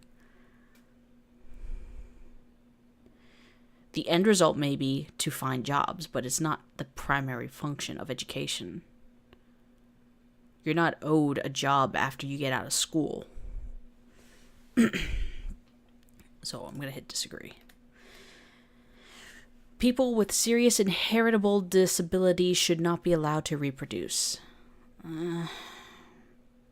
Just because you have a disability does not mean that you would be... it says serious inheritable disabilities. You can't prevent people from doing things, and that gets into genetic manipulation. And I'm just gonna say, if they want to repopulate, they can, but knowing that there are risks involved, that's the best you could do. I don't want to limit anybody's ability to reproduce, no matter how dumb or disabled or whatever they are. So, should not be allowed to reproduce. Disagree. The most important thing for children to learn is to accept discipline. In what context? Are you being disciplined because you did something wrong? Or are you going to be disciplined because of wrong think? You don't have to accept discipline if it's not justified. The most important thing for children to learn is to accept discipline.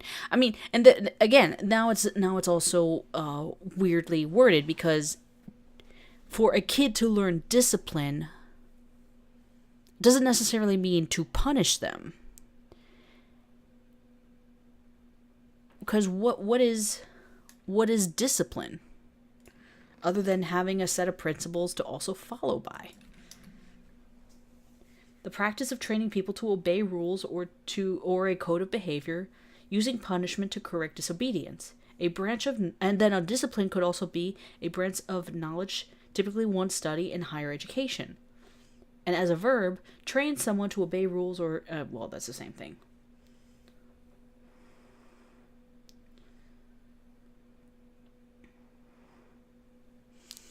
The most important thing for children to learn is to accept discipline.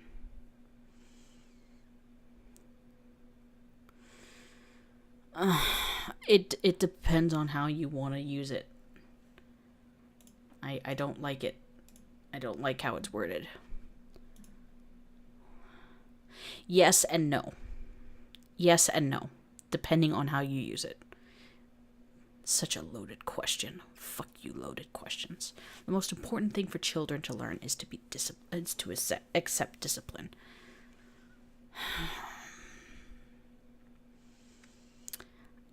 I'm gonna say agree, but only because I can't have a neutral option.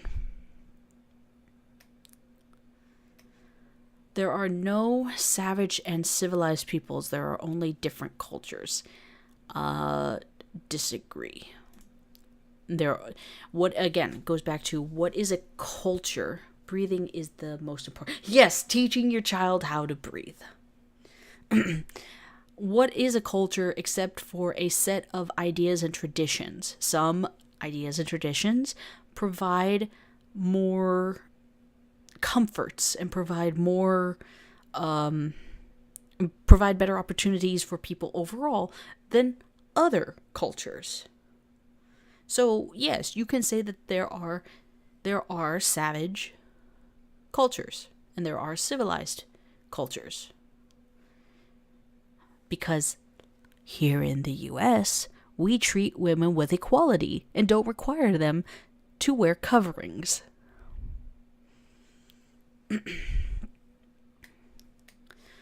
Those who are able to work and refuse the opportunity should not expect society support. Yes, I agree. You don't get to feast off of everybody else's hard work without being able to put in yourself. Those who are able to work and refuse the opportunity should not expect society support. Actually, that is a strongly agree. Respect is more important than discipline. Yes. Respect leads to discipline. Yes. The most important thing for children to learn is to accept discipline. Again, I can't give it a neutral. You know what? Just for that, and I see, this is the first one that I'm actually changing my opinion on, because I do agree with that. It is more important to teach children respect than discipline, because that I agree with. I will change my answer. This is why I wanted to have other people watching and talking, and I can figure stuff out. You have changed my mind, Psycho. Congratulations.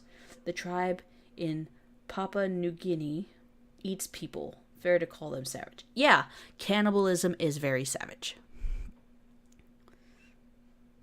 But I want my baby back ribs. Like real baby back ribs. When you are troubled, it's better not to think about it, but to keep busy with more cheerful things. Nope. When you are troubled, you should think about it. Because then if you think about it, you could try to figure out ways to solve your problems rather than ignoring them. When you are troubled, it's better. No, strongly disagree. This is why we have certain social problems, is because when people are troubled, they go crying to somebody else to make it feel better rather than actually be able to do it themselves and figure out their problems and figure out what is causing them the adversity and being able to overcome it. First generation immigrants can never be fully integrated with their new country. I strongly disagree. They can absolutely become integrated with their new country. They might still have certain things that they carry over, but there's a difference between becoming assimilated and integrated versus holding certain traditions that you share within your family. Sweet, delicious people veal. first generation can never fully integrate within their new country. I strongly disagree with that. They can absolutely can. They put in the work, they can absolutely can. That if that's what they choose to do. What's good for the most successful corporations is always ultimately good for us all. No. What's good for the most successful corporations is always ultimately good for us all. Disagree. No broadcasting institution, however independent its content, should receive public funding. Again, what do you define as public funding? If it's government funding, public funding as in government funding? Because I remember PBS, Public Broadcasting System, here in the U.S., funding for this program is provided by the Corporation for Public Broadcasting and by viewers like you.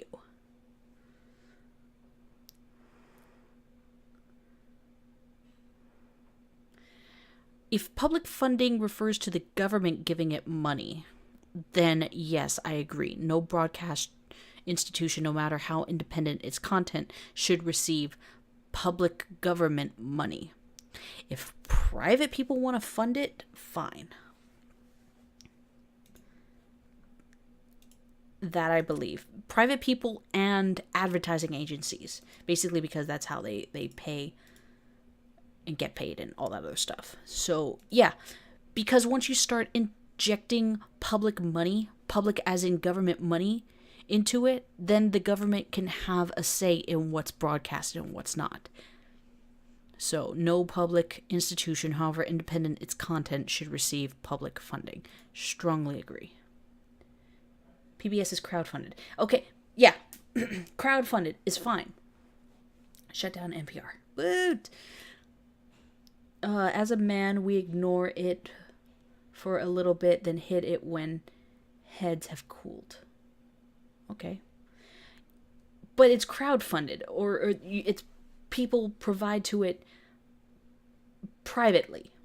That's what crowdfunding would be, is it's private money funding it. It's not government funded, which is what public funding is.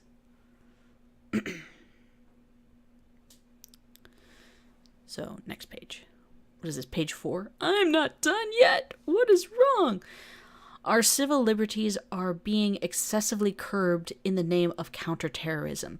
This I agree with. And I don't agree with it. I don't agree that that's what should happen. A significant advantage of a one-party state is that it avoids all the arguments that delays progress in a democratic political... No, I do not believe in a one-party state. I believe that the ideas of one party should be challenged by another. And this is how, again, we root out the bad ideas from the good ideas from the bad ideas. The significant advantage of a one-party state avoids all the arguments. No, this is... No. A significant advantage of a one-party state is that it avoids all... Strongly disagree. It creates so many more problems. Creates so many problems.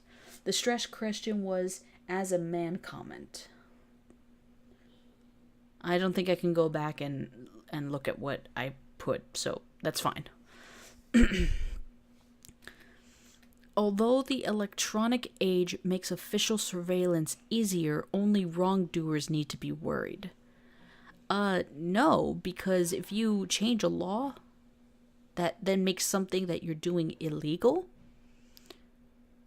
then they can retroactively use anything against you. Although they shouldn't, but you'll be persecuted anyways. Although the electronic age makes official surveillance, only wrongdoers need to be worried.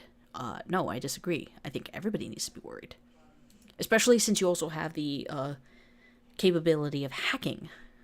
Just because you might not be doing anything illegal doesn't mean that what you're doing won't be held against you for whatever reason. Hold on, it is a significant advantage to passing law, but it's terrible overall.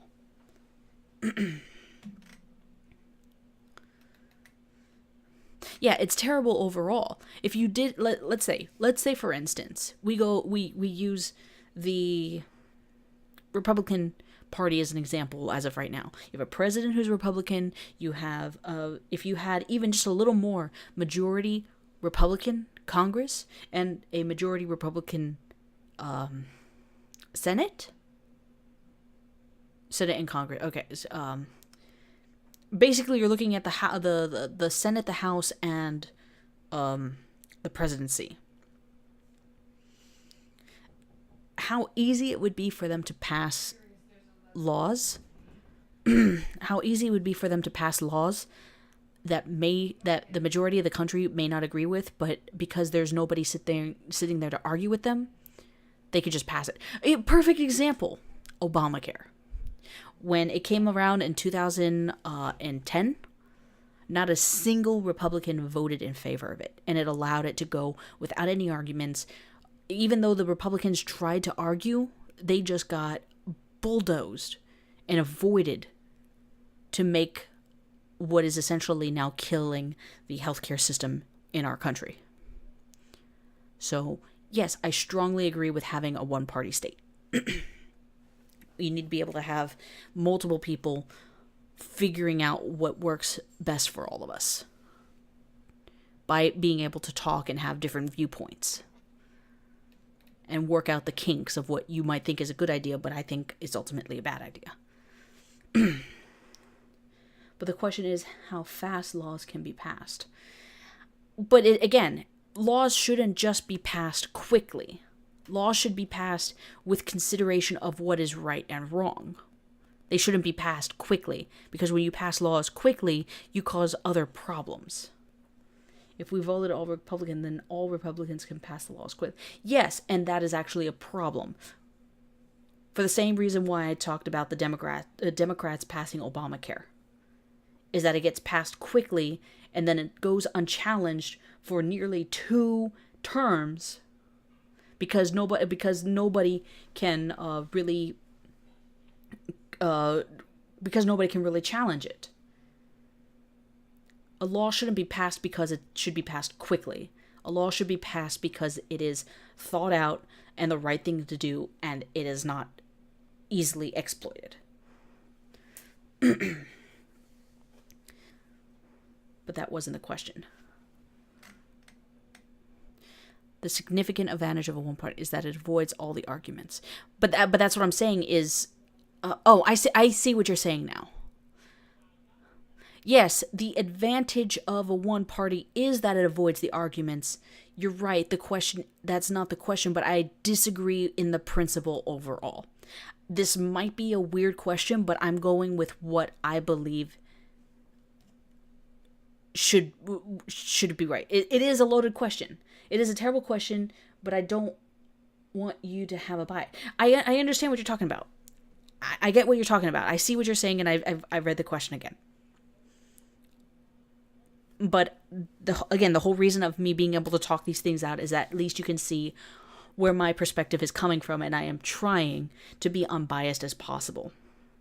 Just because the answers may be misleading doesn't mean that I'm trying to be. I'm trying to give as an unbiased opinion as possible based on how I feel. The death penalty should be an option for most serious crimes. No. I don't believe in capital punishment, except, if I don't even know if I would want to kill. I don't even know if I would want to kill a terrorist, like death sentence.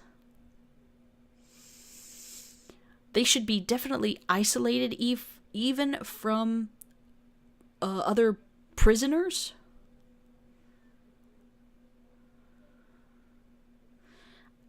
I just don't know about the killing. How you feel? The death penalty should be an option for most serious crime. And then again, a serious crime? A 72 car pileup, people dead. The guy who ran over the protesters in Charlottesville. Would that be considered a serious crime enough to kill him? No. There's no. It's too vague to have a firm answer on. The death penalty should be an option for most serious crimes. Strongly disagree.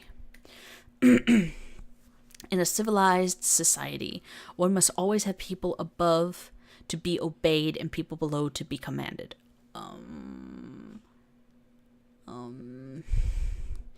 In a civilized society, one must always have people above to be obeyed. See, this is where I have a different theory. Those who are above the people are elected to be their representatives. They are at the whim of the governors, or anybody higher up is at the will of the governed. They are put in those positions to serve the people, not the other way around. That's a civilized society. Because the alternative for an uncivilized society is like what's happening in Venezuela right now, is you have people who have gained power illegitimately, they remove their opponents to keep power illegitimately, and they will force their will upon those below them and command them, rather than having been elected appropriately to serve the needs of the people. Chiefs and Indians, the chiefs will make themselves into leaders. I don't necessarily believe that. I think, well, again, now you're questioning what is considered civilized and what's uncivilized. Leaders should be elected based on their abilities to best serve the people. It's not for them to force people to obey them. That's what I think separates a civilized society versus an uncivilized society. So in a civilized society, one must have people above to be obeyed and people below to be commanded. Strongly disagree. Abstract art that doesn't represent anything shouldn't be considered art at all. Art is subjective. You can't put an objective value on something that is subjective. Abstract art that doesn't represent anything. Who says it doesn't represent anything? Chiefs get into leadership by the tribe. But yes, then chiefs are there to represent the will of the people. They're put in that position because that is what the majority of people want. They want the strongest person to be able to help lead them. Not to necessarily command them, but lead them. But the chief has the responsibility. Yes, he is responsible for them, not necessarily to command them and for them to obey him. Again, in a civilized society, it should be a mutual exchange where you are the most qualified to lead us because we see by your example your strength as a person and your strength of character and your strength and your abilities as a person are best suited to lead us. That doesn't necessarily they have to obey, but they trust the person enough to not lead them off a cliff like lemmings. Abstract art that doesn't represent anything should be strongly disagree. Well, disagree. It's still objective. It's objective. Excuse me, subjective. Art is subjective. Where there are... The only reason why it's not a strongly disagree is because there should be some kind of standard for art. Let me just use an example in the video game realm, which is still considered an art form. It's an interactive art. There is a game currently on the Steam store called Fidget Spinner, but it's not really a game. You pay $1 to basically have a non really interactive. Well, it's still interactive, only that you can tell the fidget spinner in your hand to spin and the little hoverboard that you're on to move. But there is no objective to the game to beat. It's interactive. Sorry about that. There is no thing to accomplish or complete in it. Therefore, it is not a game. It's just an interactive environment that you can move around in. You see what I'm saying? Like, what objectively makes something a game is action and consequence. You have to do something to achieve an end goal, whether it's a right or wrong answer, or puzzles to solve, or things to do. There is some kind of objective. In the fidget spinner game, there is no objective other than existing. You see what I mean? So I think art should have some standards to be considered art, but even abstract art it's still subjective for the most part. I think if it is like business management, your manager needs you to be productive for the whole division of the company, or everyone gets fired. So sometimes the chief needs to compel. Yes, but again, even from a business standpoint, your boss trusts you enough to do a job that you're hired to do. That's why you are picked out of hundreds of people that might apply for that job to do that thing that you say you can do. And at the same time, you're trusting your employer to pay you a fair wage and benefits and amenities for your services that you give to them. It's a mutual trust. Now, you don't have to stay in that business or tribe if you don't want to. Your boss might be able to give you a list of things that they need you to do. You can choose to disobey or not and go to another company or start your own, especially if the objectives that your boss gives you may be unethical or unlawful. You don't have to obey it. I trust no one I hired. I need bodies to listen. I agree. Anyways, moving on. In criminal justice, punishment should be more important than rehabilitation. Yes and no. There are just some people you can't rehabilitate. I would prefer to give the option for rehabilitation, but there are just some people that you can't rehabilitate. And if you can't, again, this should be one of those, I give it a neutral because I have a different way of doing it. In criminal justice, punishment should be more important than rehabilitation. Well, how do you rehabilitate somebody who's murdered somebody else? You really can't reintegrate them back into society for like another 20, 30 years. How do you rehabilitate somebody who... How do you rehabilitate somebody who sexually assaults somebody else? Other than saying that was wrong, don't do it again. You're gonna be watched for a while. I think part of the punishment should be an attempt for rehabilitation, but people by this point should know what is right and what is wrong, and what the consequences of doing the wrong thing is. This is not a and now that I think about it, don't teach men not to rape. Well, people already know rape is bad.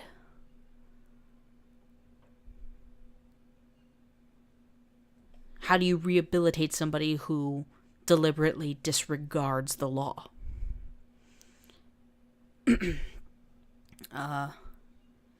So for right now, I'm going to say yes, punishment should be more important than rehabilitation. If it is something that can be rehabilitated from, I'm for it. But the vast majority of it is caused by a disregard of the law. But you punish too hard, they can't ever leave prison.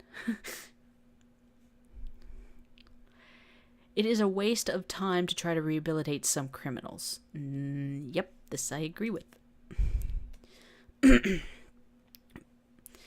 The business person and the manufacturer are more important than the writer and the artist. Disagree. I don't think one is more important than the other, but who's to say the business person isn't the artist and the manufacturer is not also a writer? One is not more important than the other. Both contribute different products and services to society. So I'm just going to say for right now, disagree. Prison institutionalizes people, then they need rehab from prison.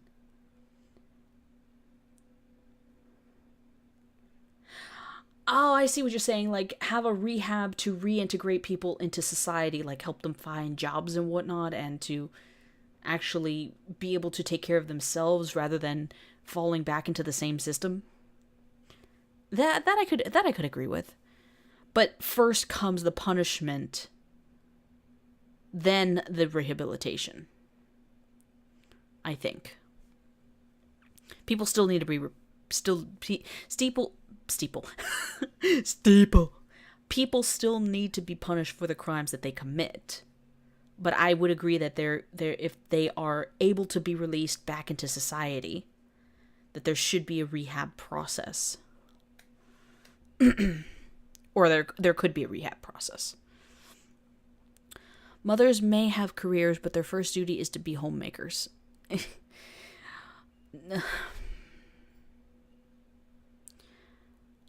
I only disagree with this for the same reason if you switched up. Mothers may be homemakers, but their first duty must be to their careers. I am disagreeing with this for the same reason that if you flop this, it would still be an incorrect statement.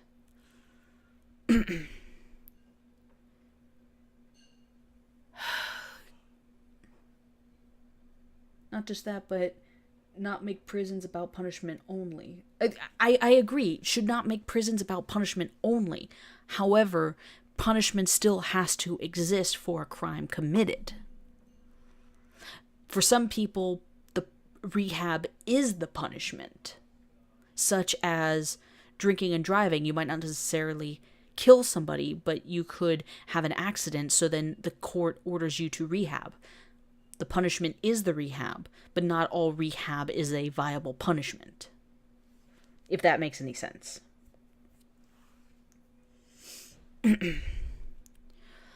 Multinational companies are unethically exploiting the plant genetic resource of developing countries.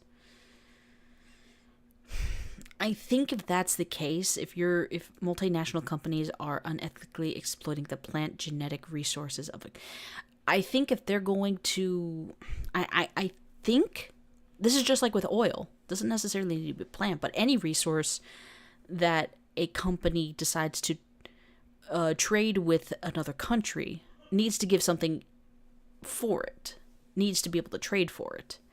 So if it's trade, it's not necessarily unethical exploiting.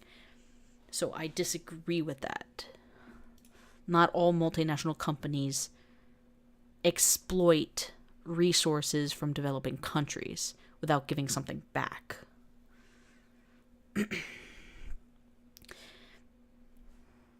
Ask Jeff Halliday about this one. I'm sure one day if Jeff Halliday and I ever talk, which could be sooner than 7-8 months, or could be never. If Jeff Halliday ever sees this, hi Jeff, how you doing? If Jeff never sees this, then bye Jeff. He'll spew some buzzwords at it. If he wants to, it's fine. This is just my opinion based off of my views. And Jeff has his views, and I can agree or disagree, but I'll be civil with him, and we could always talk about ideas. I could easily be uninformed. Jeff could also easily be uninformed. I'd like to think that perhaps because he has a different perspective, he knows something I don't, or based on my perspective, I know something he doesn't. It's completely possible. We won't know unless we talk. That being said, again, going off of my knowledge, and the reason why I'm talking it out is just to give you an introspective of my level of thinking. I can completely agree that I am wrong, but at least you understand where I'm coming from. That's it. Making peace with the establishment is an important aspect of maturity. Yes and no. Another part of being mature is having enough self-respect to know when you're being fucked over by the establishment and to take your business elsewhere or advocate for change. Making peace with the establishment is an important aspect.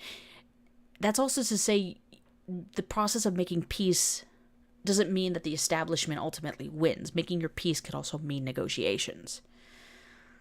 So for right now, I'm going to say agree, but this is an asterisk with conditions.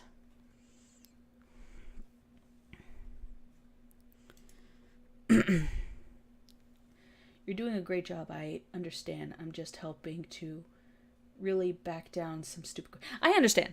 And I appreciate that, Psycho. Very much.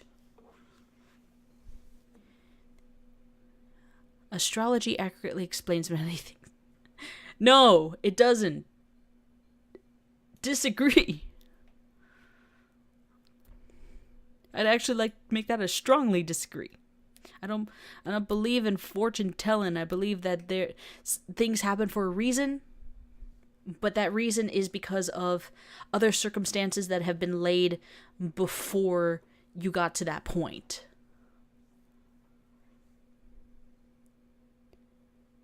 And not all of it is like ordained by some invisible being. Most of these things would have asterisks. It's garbage. Yes, it's cabbage. You can't be moral without being religious. I disagree. You can be moral without being religious. You cannot be moral. I disagree with that greatly. What page are we on? We're on page 5? Okay. Charity is better than Social Security as a means of helping the genuinely disadvantaged. Again, this goes back to another question that I had from the 8Values.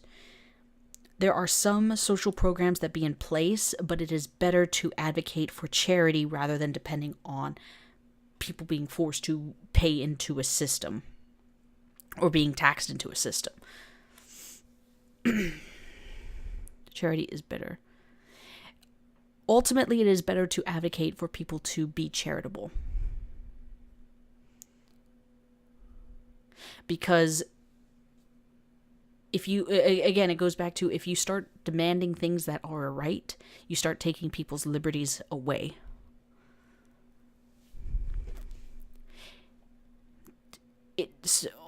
Yes, it is better, but I am also not naive to think that that's not how the current system is set up to work. So in principle, yes, it is better. Some people are naturally I don't believe that. Some people are naturally unlucky. I do not believe that. That goes back to, that strongly disagree. That goes back to astrology. No, I strongly disagree. It is important that my child's school instills religious values. I don't have any children, so I can't say yes. For other people, that might be important. But the concern comes into schools, unless it's a specifically religious school, a school should not be teaching religion, especially a public school. It is important that my child's school instills religious values. Disagree. I'm going to put disagree because the majority of schools are public schools, and public schools should not be instilling religious values.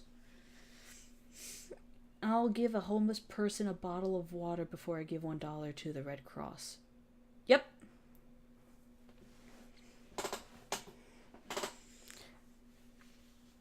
I will give a homeless person a cheeseburger before I give them $1 that they can go spend on cigarettes. Like, if you're homeless, you probably need to eat more than you need to smoke. Next page. 6 of 6. We're almost done, guys. Thank you. It's been over 3 hours. I appreciate anybody who's made it this long. Thank you very much. Sex outside marriage is usually immoral. I disagree. My concern with, even though this is not part of the question, my problem with sex is being promiscuous and lying about it can lead to a whole nother set of consequences. So that's bad, okay? That's bad. A same-sex couple in a stable, loving relationship should not be excluded from the possibility of child adoption. Yeah, a same-sex couple in a stable, loving relationship should not be excluded from the possibility of child adoption. From an outside standpoint, how do you gauge stable and loving relationship? At the same time, I don't want to deny somebody, especially two people who have no criminal backgrounds, from adopting a child. A same-sex couple in a stable, loving relationship should not be excluded from the possibility. I agree, especially since the kid could have better chances of having as normal a life as possible when brought up with that stable and loving values than they would being stuck in foster care. Although I do wish our foster care system was a hell of a lot better. Smoking is cheaper than eating when you're homeless. Yes, but it does not provide you the same sustenance to live. Pornography depicting consenting adults should be legal for the adult population. Yes. Yes. Strongly agree. What goes on in a private bedroom between consenting adults is no business of the state. Absolutely agree. Nor is it anybody else's business. Don't shove that shit down my throat. No one can feel naturally homosexual.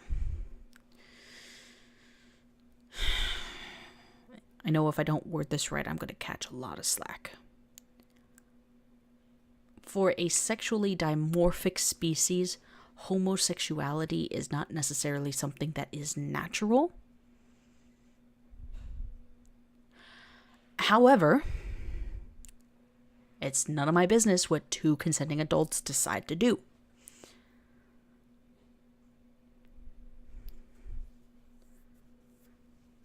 I'm not into it, but that doesn't mean I have the right to tell other people not to be into it.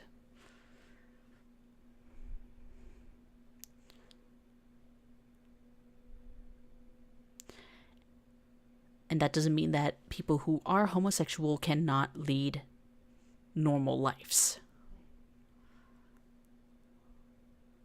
That being said, I can't answer that one. That would probably be the only question that I can't answer. I had sex with a cactus, but it was a bit of a prick. Ha, ha, ha, ha, ha. A comedian, ladies and gentlemen. Give him a round of applause. These days, openness about sex has gone too far. Yes. Strongly agree. No one can feel naturally homosexual.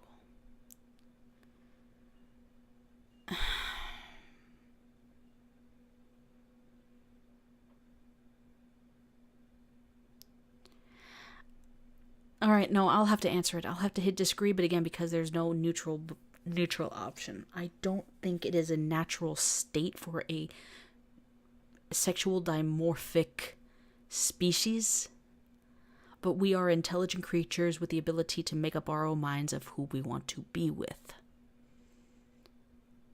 So, I'll leave it be there. Now let's see where you stand. Drumroll, please. Where do you stand? Really? Oh. So where do I stand? Oh. Your political compass. Left, right, social libertarian, authoritarian. Oh. I am okay with this. I think last time I took this. Now I know I don't have these results anymore, or they might be on my laptop. I think last time I was somewhere in this quadrant area right here. So I just moved a little more libertarian.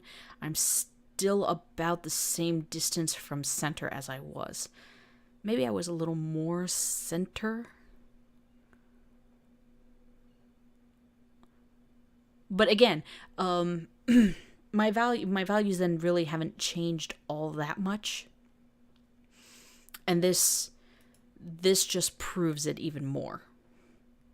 Going back to what I said from the 8 values.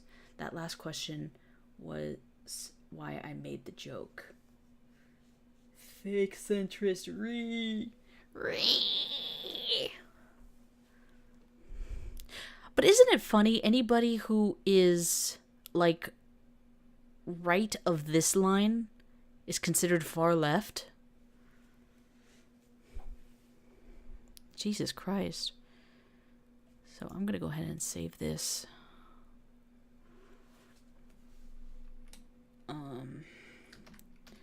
Political compass.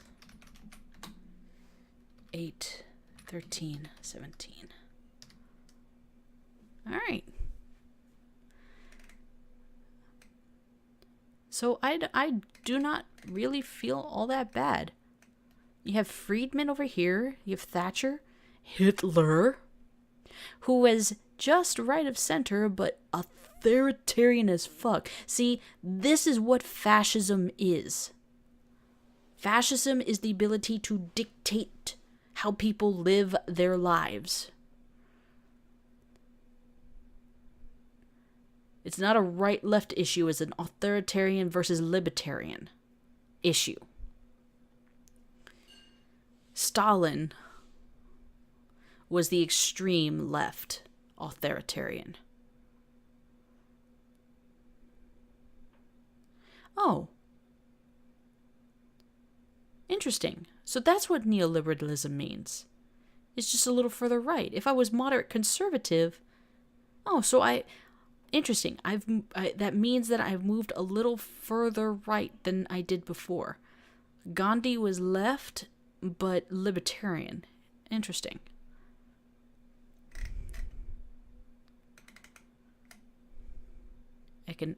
This is just showing the economic scale. So I'm economically conservative, but socially libertarian.